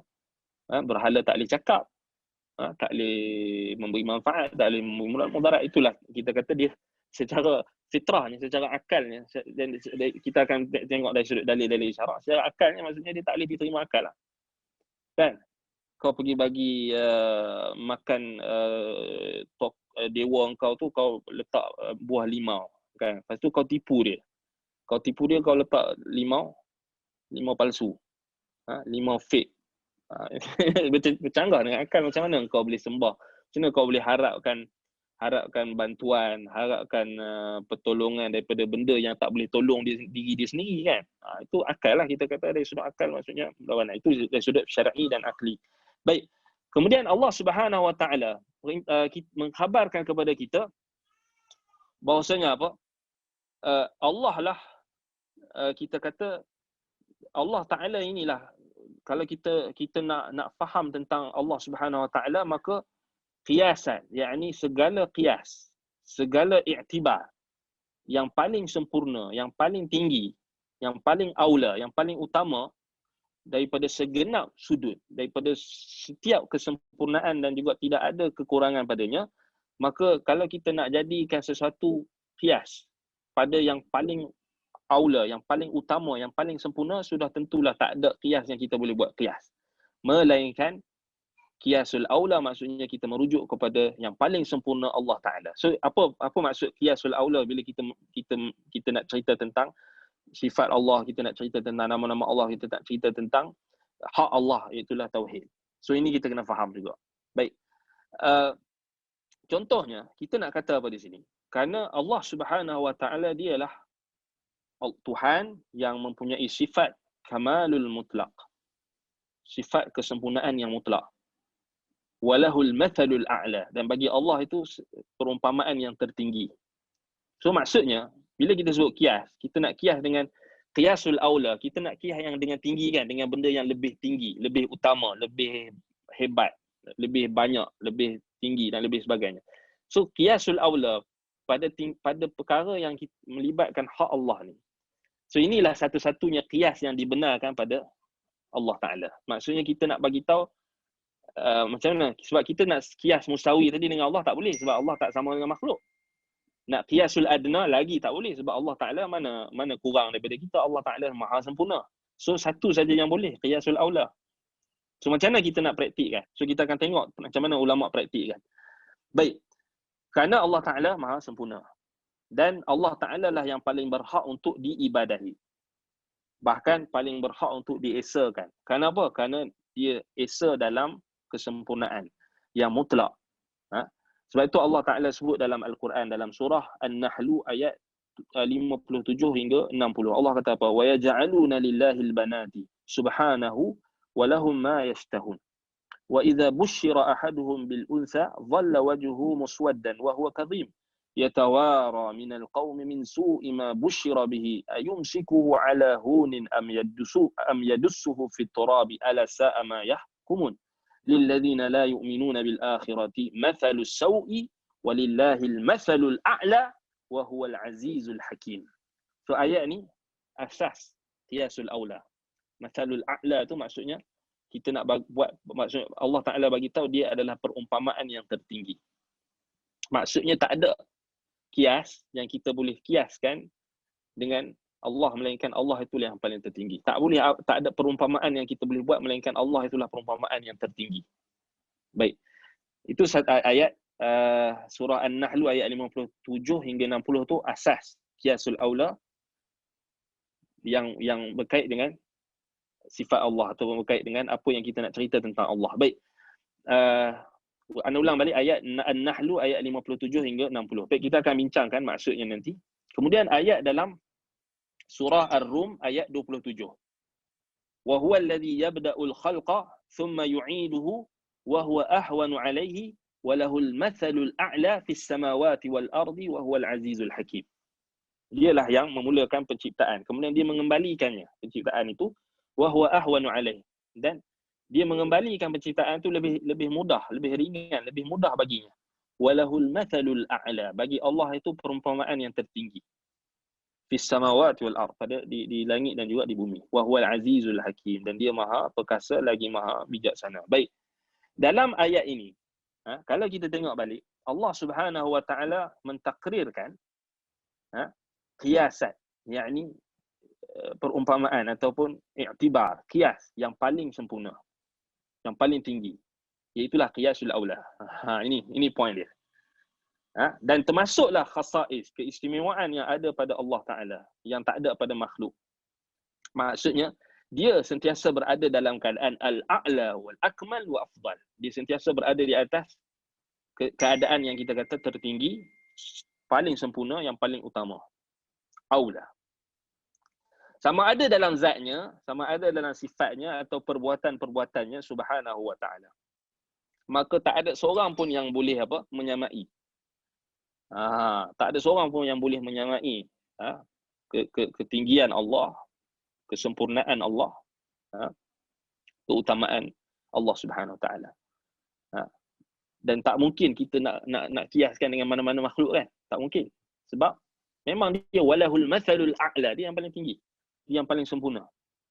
Sebab itu maka dalam ayat yang pertama tadi, dalam surah Surah An-Nahl ayat 57 hingga 60. So anda tak letak ayat ni sebab anda nak suruh tuan-tuan dan puan-puan penonton yang dirahmati Allah sekalian buat kerja sikit lah. Sekarang kita mudah, kan? Kita ada phone, kita ada Al-Quran dalam phone masing-masing. So carilah, anda bagi ayat je, kan? So kalau anda nak ambil post satu-satu ayat ni, kita kata anda nak bagi ada masing-masing dapat faham lah. So bila selalunya anda akan suruh orang buka ayat Quran sekian. Sebab apa? Sebab kita ada interaksi. So satu lagi, anda dapat pahala lebih lah, sebab bila anda bagi tahu buka ayat ni, lepas tu orang yang menonton, orang yang mendengar, dia akan buka, kan? So dia akan menggunakan tangan dia akan menggunakan jari dia untuk buka ayat Quran tu. So dengan perbuatan dia tu, dia akan dapat pahala, dan anda pun akan dapat pahala disebabkan oleh dia bukan dapat tengok saja, bahkan dia dapat cari sendiri ayat Quran. Baik, moga-moga Allah Ta'ala berikan ganjaran. Baik, jadi ayat dalam surah An-Nahl ayat 57 hingga 60 tu Allah Ta'ala cerita tentang orang musyrikin yang menjadikan, yang menuduh Allah Ta'ala ada anak perempuan. Ini malaikat-malaikatnya. Sedangkan mereka mengambil ataupun mereka sangat berat ataupun berubah wajah mereka kalau mereka dapat anak perempuan. So ini jahiliah, kan? Bila idza busyira ahaduhum bil untha dhalla wajhuhu muswaddan wa huwa kadhim. Bila diberikan khabar salah seorang di kalangan mereka akan kelahiran anak wanita, anak perempuan, dhalla wajhuhu muswaddan, maka wajahnya menjadi hitam. Maksudnya masam, maksudnya marah. Wa huwa kadhim, dalam keadaan dia menahan kemarahan sebab dia tak suka anak perempuan. So orang jahiliah, orang musyrikin Arab jahiliah dulu, mereka tak suka anak perempuan. So Allah jelaskan sikap mereka. Yatawara minal qawli min su'i ma busyira bihi ayumsikuhu ala hunin am yadussuhu fit turabi ala sa'a ma yahkumun. Allah tempelak mereka. Sebahagian di kalangan mereka ni buat apa? Tanam anak perempuan hidup-hidup. Sebab benci, tak suka anak perempuan. Ala sa'a ma yahkumun. Allah kata buruk apa yang kamu hukumkan. Apa keputusan mereka untuk menanam anak perempuan? Buruk. Allah Ta'ala isytiharkan keburukan mereka. Lilladzina la yu'minuna bil akhirati mathalus saw walillahil mathalul a'la. Bagi orang-orang yang tidak beriman dengan hari akhirat itu mathalus saw, perumpamaan yang paling buruk, perumpamaan yang paling rendah. Maksudnya kalau kita nak jadikan perumpamaan keburukan yang ada pada setiap zaman, keburukan orang yang tak beriman kepada hari akhirat itulah perumpamaan yang paling buruk, yang paling rendah untuk dikiaskan. Maksudnya, macam mana praktikalnya, kalau kita tengok hari ni orang buang anak dalam apa? Dalam buang janin, buang anak dalam tong sampah, buang anak dekat merata-rata. Ha?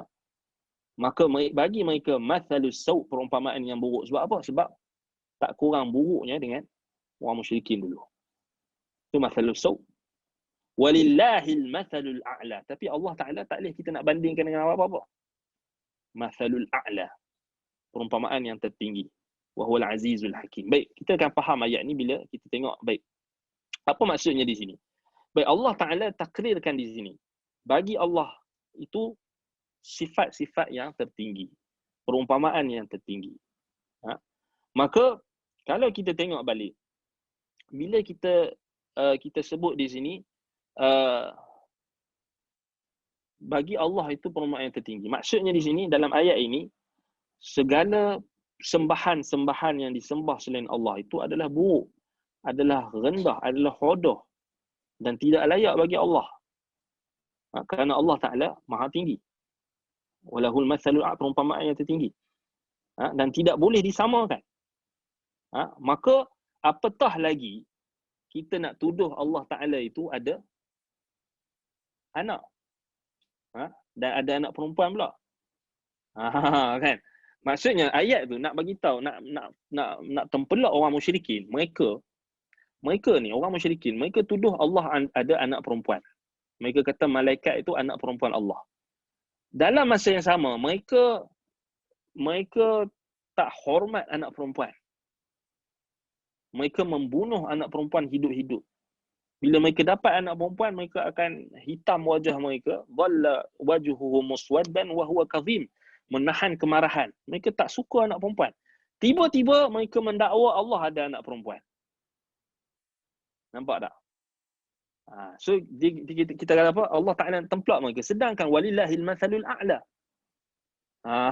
Sedangkan bagi Allah itu, Allah Ta'ala dia maha tinggi. Dia tak perlukan kepada anak. Sama ada anak lelaki, apatah lagi anak perempuan.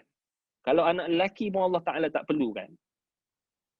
Tak berhajat kepada anak. Lam yalid wa lam yulad. Anak perempuan lagilah dia tak berhajat. Sama je anak. Tetapi kamu tergamak menyamakan Allah dengan sesuatu yang rendah, yang kamu nampak rendah. So itu maksud ayat tadi. So kalau kita tengok balik, maka macam mana kamu tergamak boleh mensyirikkan Allah? Kamu boleh menyembah berhala-berhala kamu, sedangkan kamu sendiri tahu bahawasanya apa yang kamu dakwakan itu adalah apa? Perkara yang rendah, perkara yang hina. Perkara yang tak boleh langsung kamu nak samakan dengan Allah Ta'ala. Sebab Allah Ta'ala tu walillahil mathalul a'la, perumpamaan yang tertinggi. Sama jugalah macam ayat yang berikutnya, ayat dalam surah apa? Surah yang kedua di Ar-Rum ayat 27 kan. So Allah Ta'ala dia yabda'ul khalq, dia memulakan penciptaan. Wa thumma yu'iduhu, kemudian dikembalikan penciptaan tu. Itulah dengan menghidupkan semula orang yang mati, dengan menghidupkan semula dan membalas segala amalan-amalan mereka di hari kiamat. So dia menghidupkan balik. Dan itu lebih ringan berbandingnya. Wa huwa ahwanu alaihi walahul mathalul a'la. Baik. So ayat ni kalau kita tengok balik, Allah Ta'ala nak cakap dekat orang musyrikin juga. Maksudnya kalau kamu menafikan, kalau kamu tahu, kamu sedar bahawasanya Allah Ta'ala ni boleh mencipta segala sesuatu dan kamu akui Allah mencipta segala sesuatu, kamu akui. Kalau setakat Allah Ta'ala mencipta segala sesuatu kamu akui, tetapi kenapa kamu tak akui akan kebangkitan semula di hari kiamat? So kerana dia orang menolak kebangkitan semula pada hari kiamat kan. So dia orang menolak hari kebangkitan, dia orang menolak hari kebangkitan hari kiamat. So Allah templak mereka. Kalau kamu kata Allah Ta'ala mula mencipta alam, mudah. So yang mana lagi mudah? Sedangkan kedua-duanya mudah bagi Allah. Wa huwa ahwanu alaih. So walahul mathalul a'la. So Allah Ta'ala takat dia nak kembalikan apa yang mati menjadi hidup. Mudahlah bagi dia. Walahul mathalul a'la. So itu antara contoh penggunaan qiyasul aula. Kalau Allah Ta'ala boleh hidupkan kita daripada perut ibu kita, dalam 9 bulan kita berada dalam perut ibu kita, kemudian Allah keluarkan, kemudian Allah jadikan kita kita bergerak dengan peringkat-peringkatnya. Mudah bagi Allah. Apatah lagi Allah Ta'ala nak mengembalikan roh yang dicabut kepada jasad kita. Lagi mudahlah. Itu masalul a'lanya, perumpamaan yang tertinggi. Baik, jadi kalau kita tengok balik, wahyu-wahyu dalam Al-Quran sangat banyak penggunaan aplikasi qiyasul aula ni. Contoh yang lain kita tengok dalam surah, contohnya dalam surah, kalau kita boleh tengok dalam surah Al-Waqi'ah ayat 57 hingga 62. Ayat nahnu khalaqnakum falawla tusaddiqun afara'aytum ma tumnun a antum takhluqunahu am nahnul khaliqun nahnu qaddarna bainakumul mauta wa ma nahnu bimasbuqin وما نحن بمسبوقين على أن نبدل أمثالكم وننشئكم فيما لا تعلمون ولقد علمتم نشأة الأولى فلولا تذكرون. So ayat ini Allah Ta'ala munaqashah, Allah Ta'ala berhujah ke atas orang-orang yang mengingkari hari kebangkitan. Allah Ta'ala bagi tahu mereka mengakui Allah Ta'ala mencipta mereka. Allah Ta'ala yang menjadikan mereka daripada penciptaan yang awal. Maka bagaimana mereka boleh mengingkari kebangkitan sedangkan sama saja? Maksudnya dari sudut kekuasaan Allah, kekudrah Allah yang mencipta mereka pada nash'atal ula, ketika mereka masih lagi bayi, dan dalam peringkat janin dan sebagainya. Itu lebih mudah. Sebab tu Allah kata apa? Nahnu khalaqnakum falaula tusaddiqun afara'aytum ma tumnun a antum takhluqunahu am nahnul khaliqun. So Allah kata kamu ke yang ciptanya atau kami yang cipta? Nahnu qaddarna bainakumul mauta wa ma nahnu bimasbuqin. So Allah kata kami berkuasa untuk menetapkan kepada kamu kematian. So Allah Ta'ala bila dia mencipta, dia memulakan penciptaan, maka lebih mudahlah dia untuk mengembalikan penciptaan tersebut. Wajah qiyas yang di sini, Allah mentakrirkan kepada orang-orang musyrikin ni usul asal. Iaitulah apa? Bahawasanya Allah mencipta mereka pada peringkat awal, tetapi mereka mengingkari apa yang menjadi misalnya. Misal di sini maksudnya apa yang sama dengan penciptaan tu, maksud Allah Ta'ala mematikan dan menghidupkan semula. Bahkan ianya lebih aula untuk diakui. Iaitulah apa? Kebangkitan dan juga al-i'adah ba'dal maut. Dikembalikan kehidupan selepas mati. Maka kebangkitan itu lebih aula. Lebih aula untuk apa? Untuk diimani. Sebab apa? Dia adalah qudrah, dia adalah kekuatan Allah, dia lebih kuat. Kenapa? Kerana orang yang mampu ataupun zat yang mampu untuk menghidupkan pada kehidupan yang terawal, pada kehidupan yang awal, yang mampu menghidupkan daripada air mani yang dipancutkan itu dijadikan janin, dan juga mudrah alaqah dan juga jadi bayi, jadi manusia, itu kita kata nasyatul ula, kan? Maka sudah tentulah zat, yakni Tuhan yang sama, lebih kuat, lebih ada kudrah, lebih mampu untuk mengembalikan roh kepada jasad yang telah dimatikan. Baik. Sebab itulah Allah Ta'ala kata i'adah ahwanu minal ibda' wal khalq. Sebagaimana dalam ayat dalam surah Ar-Rum tadi. Wa huwa alladhi yabda'ul khalqa thumma yu'iduhu wa huwa ahwanu alaihi. So Allah mengembalikan kita daripada mati kepada hidup, hidup kepada mati hidup dihidupkan selepas mati. Lebih mudah bagi Allah. Itu yang maksud matalul a'la. Baik. Dan lebih mudah daripada penciptaan-penciptaan yang lain. Baik. Jadi sebab itu kita kata dia dari sudut qiyasul aula di sini, dari sudut kekuasaan Allah, qudrah Allah, lebih-lebih, kita kata apa? Lebih-lebih utama untuk kita fahami, lebih utama untuk kita akui. Baik. Juga dalam ayat yang lain, kalau kita tengok dalam surah Yasin misalnya, kita boleh rujuk juga surah Yasin ayat 81-82. أوليس الذي خلق السماوات والأرض بقادر على أن يخلق مثلهم بلى وهو الخلاق العليم بلى وهو الخلاق العليم إنما أمره إذا أراد شيئا أن يقول له كن فيكون. So ayat ni sama juga, kita kata nak menetapkan kudrah Allah yang dia maha berkuasa atas segala sesuatu. Kemudian dalam surah Fussilat ayat 39, ومن آياته أنك ترى الأرض خاشعة فإذا أنزلنا عليها الماء اهتزت warabat innalladzi ahyaha la muhyil mauta innahu ala kulli syai'in qadir. So Allah Taala kata yang Allah Taala hidupkan itu, Allah yang hidupkan bumi, Allah yang hidupkan yang mencipta langit, bumi dan juga air yang turun, yang mengembangbiakkan tanaman-tanaman, tumbuhan, dan dialah yang menghidupkan dan dia jugalah yang mematikan, yang menghidupkan yang mati. Dan dia innahu ala kulli syai'in qadir. So itu kita kata dalil yang menunjukkan qiyasul aula ni. So macam mana kita nak praktik kan, kita kena faham ayat tu macam mana sahabat faham, macam mana salah faham. So kita tak nak kena rujuk tafsir. Kalau kita baca base pada translation terjemahan saja tak cukup. Kita takkan nampak apa-apa. Baik. Antara qiyas aula yang digunakan dalam Al-Quran juga, contohnya dalam surah Ar-Rum ayat 28. ضرب لكم مثلا من أنفسكم هل لكم مما ملكت أيمانكم من شركاء فيما رزقناكم فأنتم فيه سواء تخافونهم كخيفتكم أنفسكم كذلك نفصل الآيات لقوم يعقلون. So Allah Ta'ala sebut ayat ni, tutup ayat tu dengan ya'qilun. So Allah Ta'ala suruh kita guna akal. Ayat ini Allah Ta'ala suruh kita guna qiyasul aula. Kenapa? Kerana kalau kita tengok balik, kita mengesahkan Allah dalam ubudiyah. Dan kita menjauhi kesyirikan, kerana syirik ni adalah perkara yang sangat syani'ah, sangat buruk. Sebab itu orang perumpamaan je sekarang ni, Allah Ta'ala bagi perumpamaan. Maksudnya manusia yang merdeka, dia takkan reda untuk dikongsi dengannya hamba yang dia bayar atau hamba yang dia ada untuk berkongsi dalam harta benda ataupun dalam benda yang istimewa dan sebagainya. Kenapa? Kalau dia ada hamba kan, kalau kita, contohlah kita mungkin tak ada perhambaan, kita tak ada hamba. Tapi Allah Ta'ala bagi ayat ni, Allah tak ada umpamakan hamba sahaya. So kalau kita ada, katakanlah kita tak ada hamba sahaya, tapi kita ada pembantu rumah. Baik, kita selesa ke kita nak berkongsi dengan pembantu rumah kita tu, nak berkongsi tuala, berkongsi perkakasan tidur, perkakasan mandi, selesa ke tak selesa kan? So macam itulah juga Allah Ta'ala bagi perumpamaan ni. Ini dari sudut hamba sahaya kan. Maka kalau kita jadikan perkongsian bagi hak Allah, ada berkongsi Allah Ta'ala ni pada khususiah Allah. Doa, ibadat, kita berkongsi dengan Allah.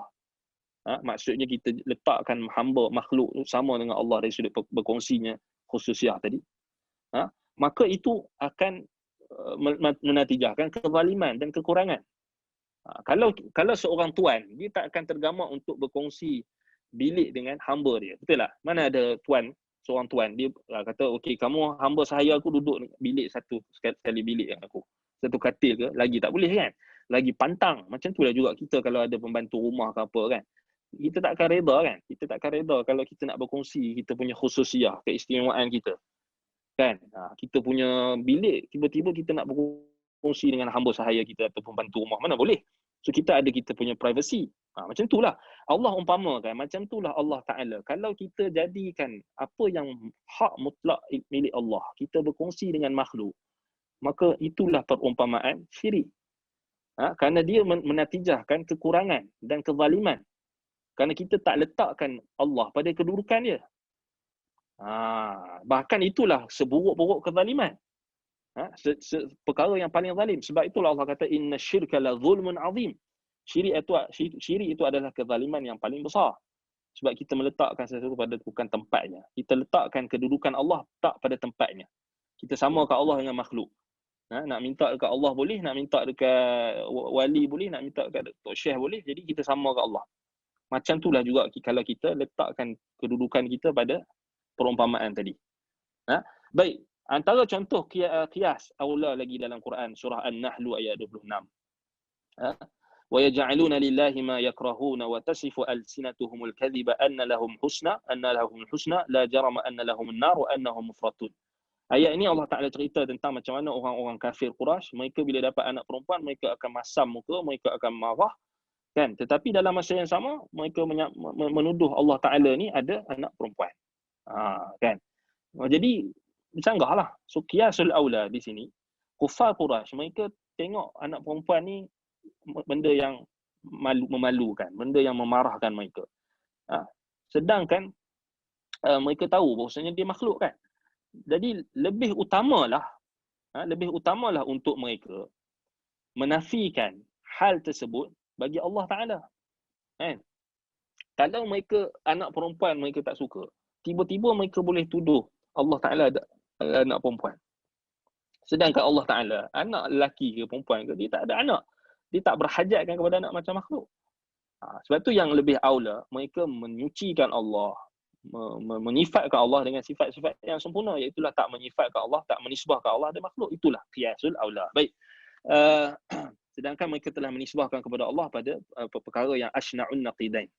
Perkara yang bertentangan, yang paling teruk sekali. Baik, contoh lagi dalam ayat surah Yunus ayat 35. Qul hal min syurakaikum man yahdi ilal haqq qulillahu yahdi lil haqqi afaman yahdi ilal haqqi ahaqqu an yuttaba'a amman la yahdi ila an yuhda fama lakum kaifa tahkumun. Baik. Ayat ini Allah Taala cerita dalam surah Yunus ayat 35, insan manusia ini dengan fitrahnya akan akan mengakui orang yang memberi hidayah kepadanya. Dan orang yang paling berhak untuk dia mensyukuri adalah apa? Sudah tentulah apa?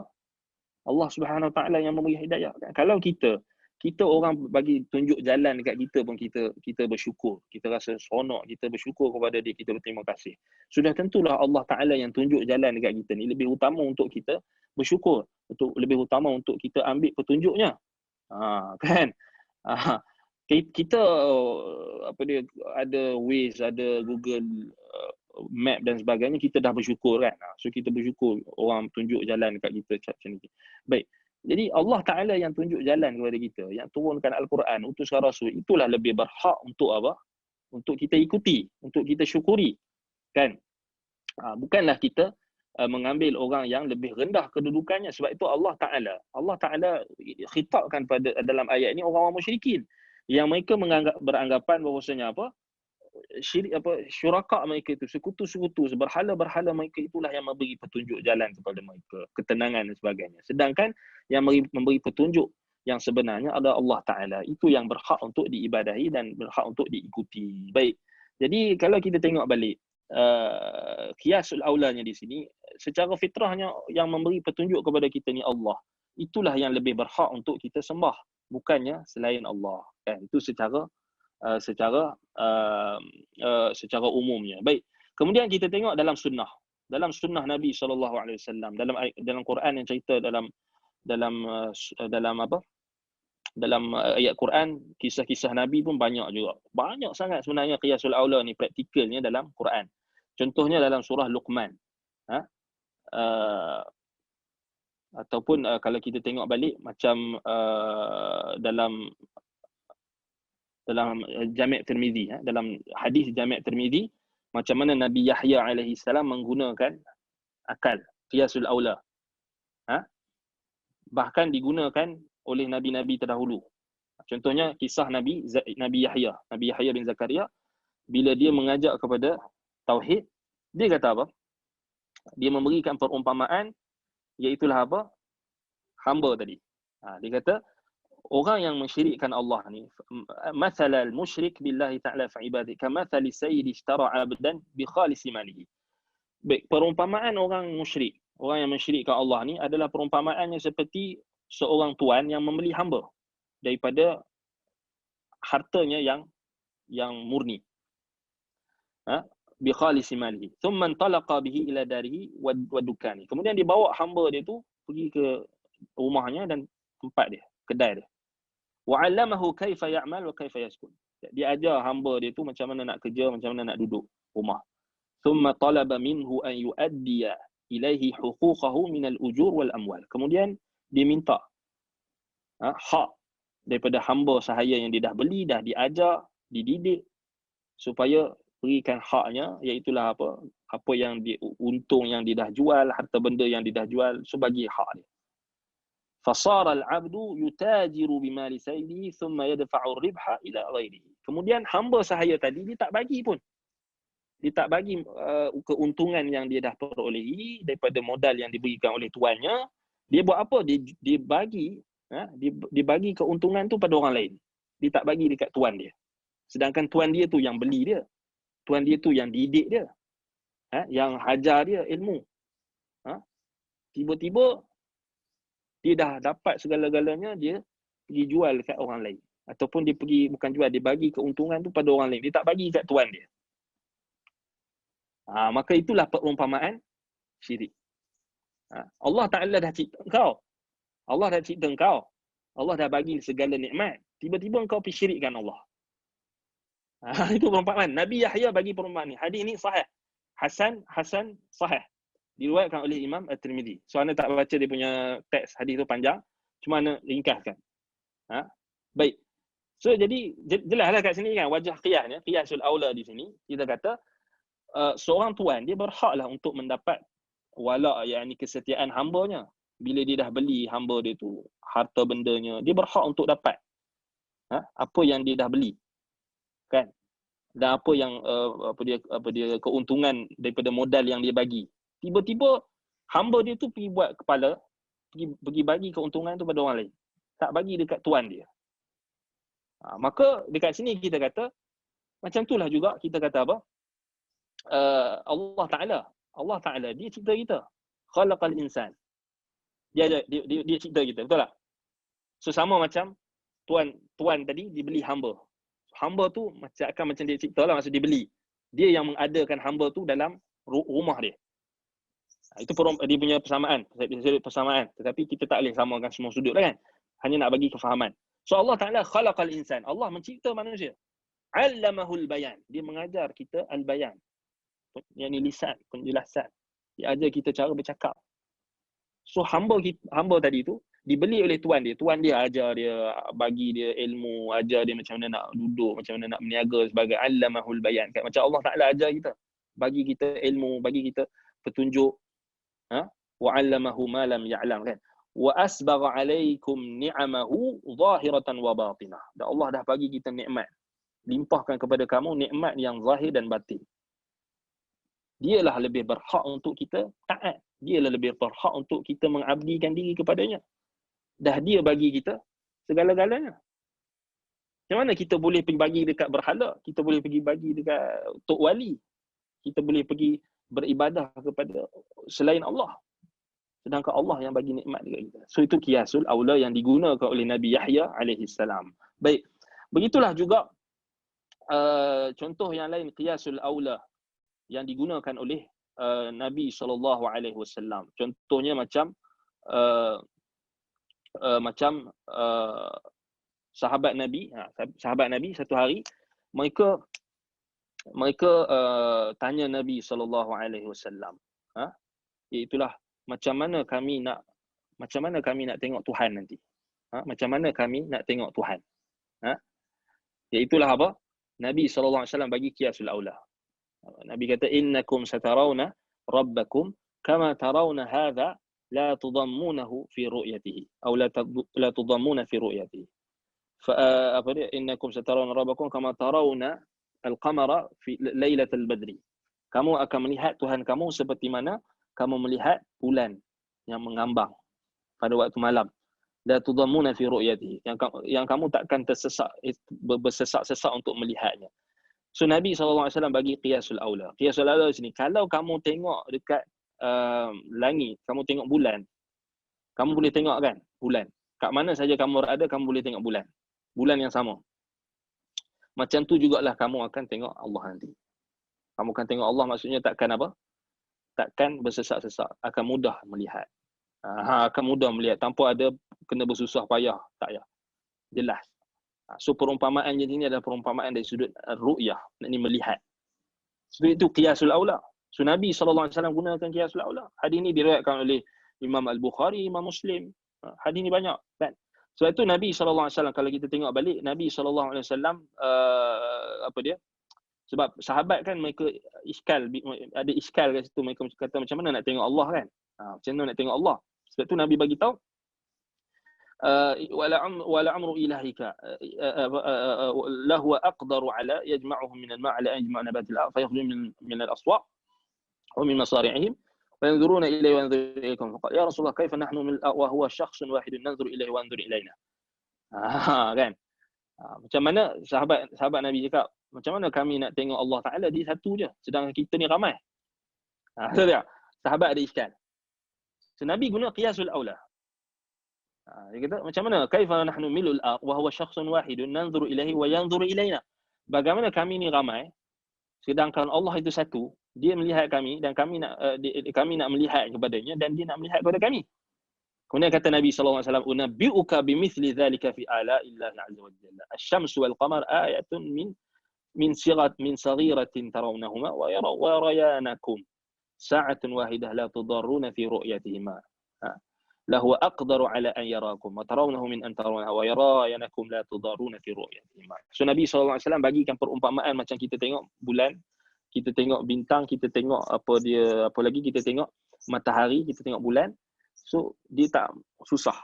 Semua orang boleh tengok. Semua orang boleh tengok. Dan Allah Ta'ala lebih utama berbanding bulan dengan bintang tadi, bulan dengan matahari semua tu, sebab tu makhluk. Allah Ta'ala lagi sempurna, sebab tu dia boleh tengok semua makhluk dia. Baik, hadis tu diriwayatkan oleh Imam kalau kita tengok balik dalam Musnad Imam Ahmad. Baik, hadis tu panjang, so anda ringkaskan. Baik, kemudian kita akan tengok contoh qiyasul aula di sisi salaf. Contohnya macam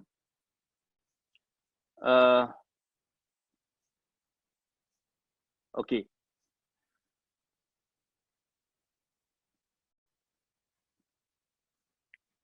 Okey, contoh di sini. Contoh yang berikutnya ketika nak memahami surah Al-Isra ayat 97. وَمَنْ يُضْلِلْ فَلَنْ تَجِدَ لَهُمْ أَوْلِيَاءَ مِنْ دُونِهِ وَنَحْشُرُهُمْ يَوْمَ الْقِيَامَةِ عَلَى وُجُوهِهِمْ عُمْيًا وَبُكْمًا وَصُمًّا مَأْوَاهُمْ جَهَنَّمُ كُلَّمَا خَبَتْ زِدْنَاهُمْ سَعِيرًا. Baik. Ayat dalam surah Isra 97 tu. Baik, ada seorang lelaki, dia datang. Dia beriman dengan Allah, dia mengakui keagungan Allah. Tetapi dia ada iskal. Dia kata macam mana kaifiat orang kafir ni akan dihimpunkan di atas wajah mereka. Dia ada iskal. So dia tanya, ya Nabi Allah, kaifa yuhsyarul kafiru ala wajhihi? Wahai Nabi Allah, bagaimana orang kafir akan dihimpunkan di atas wajahnya? Maka Nabi SAW terus tinggalkan jawapan. Dan Nabi SAW tak baca ayat tu. Nabi bagi dia qiyasul aula. Nabi kata, fabayyana lahu. Nabi cerita, man istata'a an yakhluqa wa yurkab fi alatin mashi wa yaj'alha bi rijlihi qadirun ala yuhawwil khasin mashi tilka ila jay bal inna tahwil yani kalau kita tengok balik Nabi kata alaysa allazi amshahu ala rijlaihi fid dunya qadiran ala an yamshihi ala wajhihi yawm al-qiyamah. Simple je Nabi bagi. Bukankah Tuhan yang membenarkan dia, yang menciptakan dia boleh berjalan dengan dua kakinya, Tuhan yang sama juga mampu untuk menjalankannya di atas wajahnya, untuk menjadikan dia dihimpunkan di atas wajahnya. Maksudnya dia akan, orang kafir nanti akan dihimpunkan, dia akan yamshihi ala wajhihi, dia akan berjalan di atas, maksudnya yang dia akan berjalan di atas wajahnya. Wajahnya itu akan bergerak berjalan, maksudnya kepala dia itu akan berjalan. Maksudnya wajahnya akan, maksudnya itu yang dikatakan wa yahsyuruhum yaumal qiyamati ala wujuhihim, di atas wajah-wajah mereka. Kepala mereka tu akan berada di bawah. So Nabi kata, Nabi jawab senang je, qiyasul aula. Nabi kata, alaysa alladhi amshahu ala rijlain? Bukankah Tuhan yang menjalankannya di atas dua kaki, qadiran, berkuasa, ala an yamshihi ala wajhihi yaumal qiyamah, juga berkuasa untuk menjadikan orang kafir nanti berjalan di atas wajahnya di hari kiamat kelak. Inilah qiyasul aula. Kemudian kata lelaki tersebut, kata Qatadah, bala wa izzatu rabbina, bahkan benar, demi Tuhan, demi kemuliaan Tuhan kami. So Qatadah yang riwayatkan hadis ni jawab pula. Pada hadis tu Nabi jawab kat lelaki tu. Subhanallah. So wajah qiyasul aula di sini. Sahabat tadi dia iskal kan, dia ada kemusykilan. Dia kata macam mana mampu untuk dihimpunkan orang kafir berjalan di atas wajahnya. Maka Nabi SAW terus bagi qiyasul aula. Yang menjalankan orang kafir, manusia di atas muka bumi dia dengan dua kaki, itu jugalah Tuhan yang sama. Qadirun ala an yumshihi ala wajhi yaumil qiyamah. Tuhan yang sama yang akan berkuasa untuk menjalankan orang kafir di atas wajah-wajah mereka. Ada masalah? Tak ada masalah. So dia ada qiyasul aula. So dia panggil qiyasul aula. Baik, qiyasul aula di sisi salaf. Contohnya sahabat Nabi. Kita tengok macam mana Ali bin Abi Talib radhiyallahu anhu. Satu hari ada seorang lelaki dia datang. Dia tanya Ali. Dia tanya Ali, wahai Ali, macam mana hisab? Macam mana hari perhitungan? Fi sa'atin wahidah. pada satu waktu. Macam Allah Ta'ala kata, wallahu sari'ul hisab. Allah Ta'ala segera dalam perhitungan dia. Kan? Sari'ul hisab, ulama kata apa? Ulama tafsir kata, la yahtaju la'id wala ila aqd wala ila i'mal fakkara kama yaf'aluhu al-hisab. I'mal fikri kama yaf'aluhu al-hisab. Maksudnya Allah Ta'ala tak perlukan kepada alat untuk mengira dan menghitung sebagainya. Sebab tu Allah kata, wa kafa bina hasibin. So ada orang tanya, orang ni zaman salaf orang lelaki ni dia tanya Ali bin Abi Talib radhiyallahu anhu, Amirul Mukminin, khalifah yang keempat. Dia tanya macam mana perhitungan berlaku dalam tempoh satu waktu yang sama. Sedangkan semua manusia ni ramai manusia ni, macam mana Allah Ta'ala boleh hisab, Allah Ta'ala hitung manusia ni dalam keadaan ramai-ramai tu dalam satu waktu yang sekaligus. Maka ketika itu Ali tak bagi ayat Quran terus. Ali guna qiyasul aula. Qiyasul aula yang ada dalam Quran lah. Kita kena faham lah. Sebab tu qiyasul aula yang Ali kata, Ali guna. Ali kata apa? Ali kata Ali kiaskan dengan rezeki. Kan? Ali kiaskan dengan rezeki. Ali kata bukankah Tuhan yang sama yang dia memberikan kepada kamu keperluan hidup kamu seharian, rezeki kamu di dunia, dan Allah Ta'ala mutakaffilun likulli insan birizqihi. Allah Ta'ala dia yang memberikan rezeki pada setiap manusia yang ada di atas muka bumi ni. Dalam kita kata dalam waktu yang sama mereka dapat rezeki yang cukup. Dalam waktu yang tempoh yang sama mereka dapat rezeki yang cukup, masing-masing cukup. Fahuwa subhanahu yas'aluhu man fi samawati kullu yawmin huwa fi sya'nin. Yang Allah Ta'ala setiap hari dia ada urusan dia. Urusan yang antaranya dia menetapkan rezeki. Baik, kata Ali radhiyallahu an, bila orang tu tanya macam mana Allah Ta'ala boleh himpunkan semua orang dalam satu masa, lalu hitung, hisap pada waktu yang sama. Ali jawab apa? Kama yarzuquhum fi sa'atin wahidah. Sebagaimana Allah bagi rezeki kat kamu pada saat yang satu, pada tempoh yang sama. Simple nak faham. Kama yarzuquhum fi sa'atin wahidah. Baik, ini diriwayat, kalau kita tengok balik riwayat ini dinukilkan oleh Ibnu Atiyah dalam tafsirnya Muharrar al-Wajiz, kemudian Al-Qurtubi, As-Safarini dalam Dawami'ul Anwar, Syekhul Islam juga meriwayatkan daripada Ibnu Abbas dalam kitabnya Dar'ut Ta'arud Bainal Aqli wan Naql, dan juga Bayan Talbis Al-Jahmiyah. Baik. Kalau kita tengok balik ini jawapan salaf Ali bin Abi. Digunakan qiyasul aula. Baik. So jelaslah qiyasul aula ni memang digunakan oleh sahabat Nabi, digunakan oleh salaf. Sama juga qiyas yang digunakan oleh qiyasul aula yang digunakan oleh tabi'in, yang digunakan oleh Imam Ahmad bin Hanbal. Contohnya macam Imam Ahmad bin Hanbal, macam mana Imam Ahmad nak rad orang yang mendakwa adanya pertentangan antara sifat ketinggian Allah dengan sifat kedekatan Allah. Sifat kedekatan Allah. Al-qurb wal al-ma'iyah wal al-qurb wal ma'iyah dengan al-ulu. So, ini Imam Ahmad jawab apa? Imam Ahmad bagi perumpamaan macam gelas. Kita pegang gelas. Surah. Kita pegang gelas kan. Baik. Bila kita pegang gelas, adakah kita punya pengetahuan tentang gelas tu, kita meliputi seluruh gelas. Betul tak? Kita pegang gelas. Tak ada gelas kat sini. Okey, kita kata kita pegang benda lain lah. Kita pegang mouse.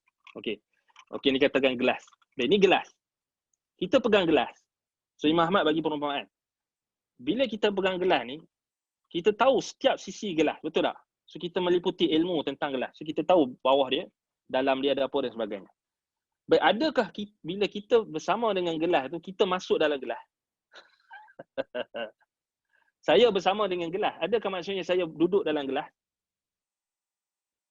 Diri saya ada dalam gelas? Tak kan? Tetapi tak menafikan kedekatan kita dengan gelas tersebut, pengetahuan kita dengan gelas. Walillahil mathalul a'la. Allah Ta'ala lebih utama untuk kita faham ketinggian sifatnya. So Allah Ta'ala samalah, kita kata maksudnya sama di sini, maksudnya Allah Ta'ala dia tinggi di atas arasy dan dia mengetahui apa yang diketahui oleh makhluknya. Tak bermaksud dia meresap masuk dengan makhluknya. Tak maksud dia masuk dalam alam. Macam itulah Imam Ahmad bagi perumpamaan macam gelas. Sama juga ulama bagi perumpamaan macam apa? Macam kita ada rumah. Kita ada rumah. So kita tahu, kita buat rumah. So kita tahu setiap sudut rumah kita. Kan dapur dia kat mana, dia punya tandasnya kat mana.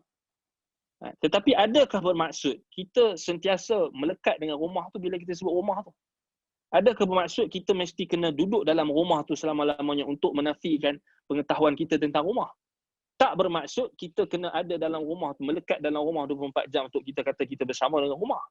Tetapi bila kita keluar, still kita ada pengetahuan tentang rumah kita. Walaupun kita tak duduk dalam rumah kita tu.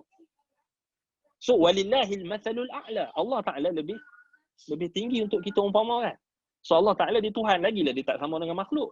Kalau makhluk dengan makhluk pun ada, kita kata perkara yang apa? Yang ada perbezaan dan juga ada perkara yang kita boleh perhatikan dari sudut perbezaannya, maka Allah Taala lebih lagi lah untuk kita jauh kita apa?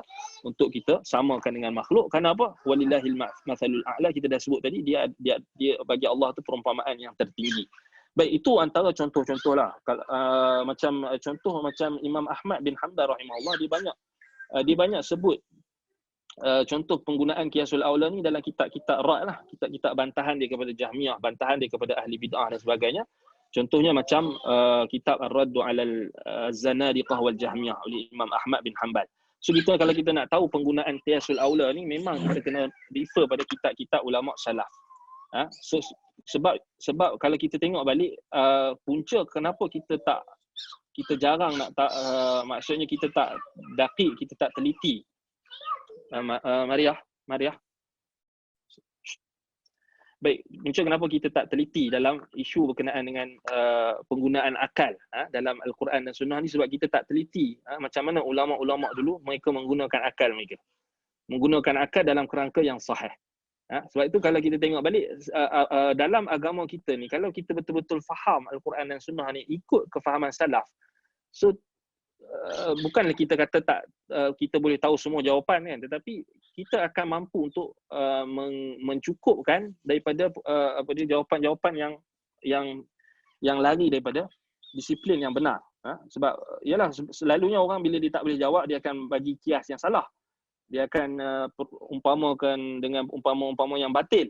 Sebab itu kalau kita tengok balik jawapan-jawapan qiyasul aula yang diaplikasikan oleh ulama itu sangat-sangat jelas. Ya betul, diri dalam gelas kan.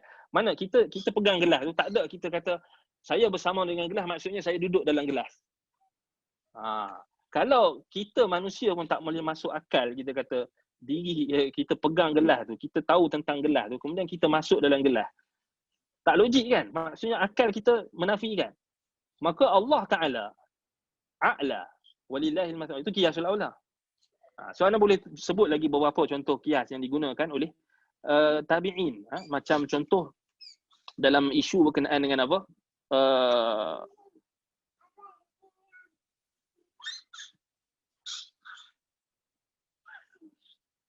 Contohnya macam Ikrimah. Ikrimah tabi'in digunakan qiyasul aula. So ada seorang lelaki datang jumpa dia. Lelaki ni dia tak percaya dengan beriman dengan ru'yatullah, nak melihat Allah nanti. Dia tak percaya. Dia kata mana? Dia kata mana boleh kita tengok Allah? Dia pun berdalilkan ayat Quran, la tudrikul absar wa huwa yudrikul absar. Dia kata kita tak boleh tengok Allah walaupun dekat akhirat. Dia nafikan. Padahal yang kat dunia je ayat tu maksudnya kita tak boleh tengok kat dunia kan. Dia tidak la tudrikul absar wa huwa yudrikul absar. Dia tak mampu untuk dicapai oleh penglihatan dan dia yang mencapai segala penglihatan. So Allah Ta'ala sebut dalam surah Al-An'am ayat 103. So dia ambil satu ayat tu, tengok dia tak faham. Dia ambil satu ayat, kemudian dia datang jumpa Ikrimah. So Ikrimah rahimahullah kata, dia kata kat Ikrimah, dia kata macam mana? Kita tak boleh tengok Tuhan. Kemudian Ikrimah tak bagi ayat Quran juga. Ikrimah bagi qiyasul aula. Ikrimah kata apa? Baik, sekarang ni engkau tengok langit. Tengok langit. Baik, engkau boleh capai tak langit? Tak boleh capai, dia kata. Tak boleh capai. Tapi kau boleh tengok langit? Boleh. Macam itulah kau boleh tengok Allah nanti. Maksudnya tak semestinya engkau nanti tak boleh dia masalahnya iman dengan melihat Allah ni di akhirat kan. Kita ahli sunnah beriman dengan wujuhun yauma idzin nadhira ila rabbiha nadhira. So kita akan melihat Allah Taala dalam syurga. So jadi Ikrimah kata, kamu tengok langit sekarang, kamu boleh capai tak langit? Tak boleh. Tapi kamu boleh tengok langit. Boleh. Macam tu kamu akan tengok Allah. Kamu tak akan boleh capai Allah, tapi kamu akan tengok Allah nanti di kiamat. So terbungkam dia. Simple. So kalau kita nak tengok macam mana penggunaan akal, logik yang sahih, logik yang benar, qiyas yang sahih, antaranya qiyasul aula, banyak disebutkan oleh ulama-ulama salaf. Imam Ahmad, kemudian kalau kita tengok lagi macam ana bagi contoh yang lain lagi, contohnya macam kita menyucikan Allah daripada sifat yang kurang. Tanzihullah ta'ala anis sufli. So kita beriman dengan sifat ketinggian Allah. Betul tak? So Allah Ta'ala isbatkan sifatnya, dia tinggi di atas makhluk. Zatnya, sifatnya. Baik. Hakiki. Bukan majazi, bukan maknawi. Memang Allah Ta'ala zatnya tinggi di atas makhluk. Berada di atas langit yang ketujuh. Di atas arasnya, dia bersemayam. Dia beristiwa. Arasnya di atas air, lautan raya yang besar. Di atas langit yang ketujuh. So, kita beriman. Kemudian kita nak menyucikan Allah daripada sifat-sifat yang kurang. Antara sifat yang kurang dari sudut akal adalah rendah. Sifat rendah. So, antara yang digunakan oleh ulama salaf, anda tak ingat siapa ulama salaf yang gunakan kaedah ni, tetapi memang dinukilkan. Dikatakan yang gunakan kaedah ni adalah Al-Imam Ahmad dan juga Imam Ibnu Battah Al-Aqbari. Dua ulama salaf yang hebat. So dia kata apa? So tengok qiyasul aula, akal, logik. Dia kata, baik, dia guna ayat Quran dan juga akal. Kalau sifat yang rendah ni adalah sifat yang mazmum, sifat yang tercela. Dan setiap orang yang berakal, dia akan tahu rendah ni adalah sifat yang bukan sifat yang mulia. Betul tak? Dan Allah Subhanahu Wa Taala lebih utama untuk kita jauhkan daripada sifat rendah. Betul tak? Sebab itu dalam surah An-Nisa ayat 145, Allah kata apa? Innal munafiqina fid darkil asfali minan nar. So Allah kata orang-orang munafik, mereka berada di dalam neraka yang paling bawah sekali. Fid darkil asfali minan nar. Pada kita kata apa? Lapisan neraka yang paling bawah sekali. So menunjukkan secara syar'inya, secara aklinya, fitrinya, tempat yang paling bawah, rendah adalah tempat yang mulia ke tercela, paling tercela. Baik. Jadi dari sudut fitrah, dari sudut akal, orang kafir pun tahu benda ni. Mereka akan apa? Bila orang kafir, Allah Ta'ala sebut dalam surah Fussilat ayat 29. Orang kafir ni, bila mereka masuk dalam neraka nanti, mereka akan bengang, mereka akan marah dengan orang yang menyesatkan mereka. Mereka nak pijak, nak jadikan orang yang menyesatkan mereka tu berada di bawah kaki mereka. Apa dalilnya? Allah kata, wa qala allazina kafaru rabbana arina allazina adallana minal jinni wal ins naj'alhuma tahta aqdamina liyakuna minal asfalin. Seorang kafir bila dia masuk neraka nanti, dia akan minta dekat Allah, wahai Tuhan kami. Orang kafir akan kata, rabbana, wahai Tuhan kami, arina allazina adallana minal jinni wal ins. Tunjukkan kepada kami, perlihatkan kepada kami orang yang menyesatkan kami di kalangan jin dan manusia. Naj'alhuma tahta aqdamina. Kami nak jadikan apa? Mereka ni duduk di bawah kaki-kaki kami. Kami nak pijak mereka. Liyakuna minal asfalin, supaya mereka berada di bawah-bawah kami, supaya mereka hina. So, apa yang digunakan qiyasul aula di sini? Tengok Imam Ahmad, Ibnu Battah rahimahumullah, mereka kata apa? Mereka kata kalau orang kafir pun pakai akal, maksudnya orang kafir pun mereka boleh fikir, tempat yang bawah ni adalah tempat yang rendah. Dan mereka nak pijak orang yang sesat mereka di akhir di dalam neraka nanti.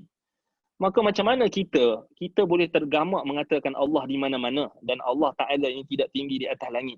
Maksudnya kita kata Allah di mana-mana, maka menunjukkan Allah Ta'ala juga berada di bawah kita ataupun sama dengan kita. Maka kita kata kalau itu manusia yang kita kita jauhkan kita kata kita tak suka berada di bawah. Sifat yang bawah ni sifat yang lemah, sifat yang kurang. Maka Allah Subhanahu Wa Taala yang Maha Sempurna sudah tentulah tidak kita tergamak nak kata Allah Taala itu berada di bawah atau berada di dalam alam ataupun berada di mana-mana. Begitulah juga Imam Abu Ja'far At-Tabari rahimahullah bawakan contoh yang qiyasul aula yang paling mantap sekali bila beliau membahaskan tentang i'jazul Quran. Qiyasul aula ni banyak sangat. Kalau kita kaji macam mana kita nak kena mengaji kitab-kitab salaf, kita kena ikuti perkataan-perkataan ulama salaf, kita akan dapati dalam tafsir mereka dan sebagainya. Ibnu Jarir At-Tabari rahimahullah bila dibincang tentang i'jazul Quran, maksudnya Allah Taala tahaddi, Allah Taala tasaddi, Allah Taala cabar orang-orang kafir musyrikin Quraisy yang mereka ini telah mencapai tahap balaghah dalam tahap penguasaan bahasa yang tinggi dengan syair-syair mereka. Mereka ini dah sampai tahap balaghah. Allah cabar mereka untuk buat satu ayat Quran. Mereka tak boleh. So menunjukkan apa? Kalau orang musyrikin yang afsahul Arab, orang Arab pun tak boleh, lemah untuk mendatangkan satu ayat. Walau satu ayat, mereka tak boleh nak datangkan. Mereka tak boleh nak buat. Allah Ta'ala kata kalau mereka bekerjasama, jin dengan manusia bekerjasama pun nak datangkan satu ayat pun tak boleh. Baik, kalau selain daripada orang Arab boleh tak? Lagilah tak boleh. Orang Melayu boleh ke? Lagilah tak boleh. Kan? Lagilah tak boleh kan? So di sini qiyasul aula digunakan oleh Imam Ibn Jarir At-Tabari rahimahullah. Sebab tu ayat dalam surah Al-Isra ayat 88 Allah kata qul in ijtama'atil insu wal jinnu ala an ya'tu bimithli hadzal Qur'an la ya'tuna bimithlihi walau kana ba'dhum li ba'din zahira. Kalaulah apa manusia dan jin ni berhimpun untuk mendatangkan satu misal Quran yang sama, mereka tak boleh datangkan satu misal. Satu ayat pun tak boleh datang. Satu pemisalan dengan Quran tak boleh datang. Mereka tak boleh buat Quran yang baru. Mereka tak boleh buat. Walau kana ba'duhum li ba'din zahira. Walaupun mereka saling bekerjasama antara satu sama lain. Tak boleh. Kemudian Imam Ibn Jarir At-Tabari lagi bawakan apa? Qiyasul aula ni banyak dalam tafsir. Kalau kita tengok penggunaan qiyasul aula. Sebab itu salah kalau orang baca tafsir At-Tabari dia ingat Imam Ibn Jarir At-Tabari bawa riwayat saja. Imam Ibn Jarir At-Tabari imam dalam agama Islam, imam dalam kita kata imam dalam sunnah, imam kita kata yang sangat mahir dalam menggunakan akal. Semua ulama-ulama hadis, ulama-ulama ahlul athar, kita jangan ingat mereka ni lekeh. Mereka tak reti guna logik. Salah. Sebab apa? Sebab kita tak baca. Orang kita ni dia sebab dia lemah tau. Dia baca riwayat tu dia malas. Sebab sanad tu panjang kan. Tapi dia tak baca betul-betul sebab dia malas lah. Sebab dia mudah bosan bila dia baca kitab tafsir At-Tabari tu, dia tengok sanad dia bosan. Tapi bila dia bosan dia tak dapat ilmu.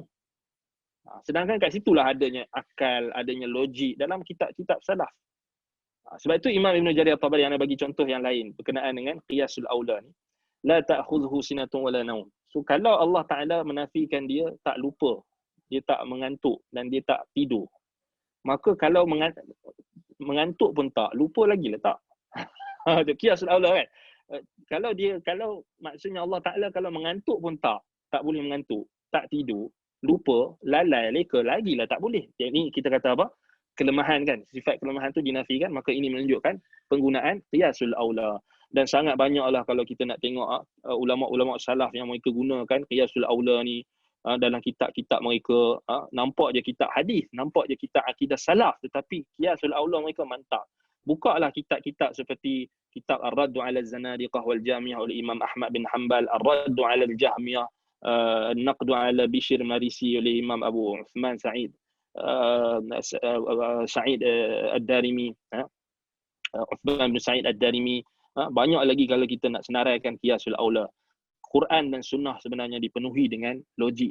Qiyasul aula antaranya maharatul aqliyah, kemahiran untuk kita berfikir.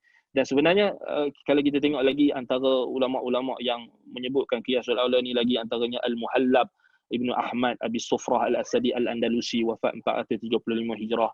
Disebutkan dalam kitabnya berkenaan dengan roh kan. Macam mana kita nak jawab. Imam Al-Qurtubi pun Macam mana kita nak jawab menggunakan qiyasul aula. Syekhul Islam Ibn Taymiyah rahimahullah paling banyak sekali menggunakan qiyasul aula. Begitulah juga Imam Ibn Qayyim rahimahullah menggunakan qiyasul aula. Logik-logik ini kita boleh dapatkan melalui kitab-kitab ulama-ulama salaf tadi, ulama-ulama yang melazimi manhaj salaf. Kalau kita ikut orang-orang yang tak ikut manhaj salaf ni, kita akan dapat dia hanya akan merapu. Dia akan bawa jawapan yang tak logik, itu logik yang tak logik, logik yang kita kata tak ikut Quran dan Sunnah. Baik, jadi ana rasa cukup setakat itu. Ana ingatnya ada soalan, tak ada soalan. Ada mungkin ada ta'liq sikit je. Baik, ana rasa jelas kot tentang qiyasul aula ni. So contoh dan aplikasi ni sangat banyak lah kalau kita nak senaraikan. Dan ana rasa memang banyak sangat kalau nak senaraikan, sebab tu ana tak senaraikan, hanya ana cerita. Dan ana rasa dah cukup lah tu, dah cukup untuk memberikan kita kefahaman untuk kita faham macam mana penggunaan qiyasul aula dalam Al-Quran dan Sunnah dan praktik salaf. Mungkin kita tak mampu untuk mempraktikkan, mengaplikasikan, tetapi sudah cukup kalau kita tahu macam mana mereka mempraktikkan. Sebab kita mungkin, sebab kita jauh kan daripada, kita tak boleh nak faham Quran terus, kita kena faham bahasa Arab dulu. Sebab itu yang paling penting adalah kita kena melazimi manhaj salaf, bagaimana kita lihat mereka berinteraksi dengan Al-Quran dan Sunnah. Kalau kita ikut logik orang zaman sekarang ni memang rosak lah. Logik orang-orang yang suka berteori kan, orang yang falsafah pula, memang macam kita kata memang akan merosakkan akal kita. Macam kita kata macam, kita kata ahli bid'ah ni dia akan merosakkan fungsi akal kita melalui ilmu kalam, ilmu falsafah. Itu sebenarnya kalau kita tengok balik, sebenarnya dah cukup dalam Al-Quran, dalam As-Sunnah ni dah ada akal, dah ada akal. Sebab itu Syekhul Islam Ibn Taymiyah rahimahullah menegaskan bahawasanya dalam nakal adanya akal. Dalam Quran dan Sunnah tu dah cukup logik. Tinggal kita nak tadabbur, kita nak faham, kita nak mengaji. Itu saja kita kena buat. Jadi ana rasa cukup setakat itu. Perkongsian kita berkenaan dengan tajuk ni, ada tanda merah ni, ada soalan. Jazakumullahu khairan, barakallahu fikum. Baik, ana rasa cukup setakat itu. Aqulu qawli hadza wa astaghfirullah li wa lakum. Subhanakallahumma wa bihamdika asyhadu an la ilaha illa anta astaghfiruka wa atubu ilaik. Wassallallahu ala Muhammadin wa ala alihi wa sahbihi wa baraka wa sallam. Alhamdulillahi rabbil alamin. Wassalamu alaikum warahmatullahi wabarakatuh.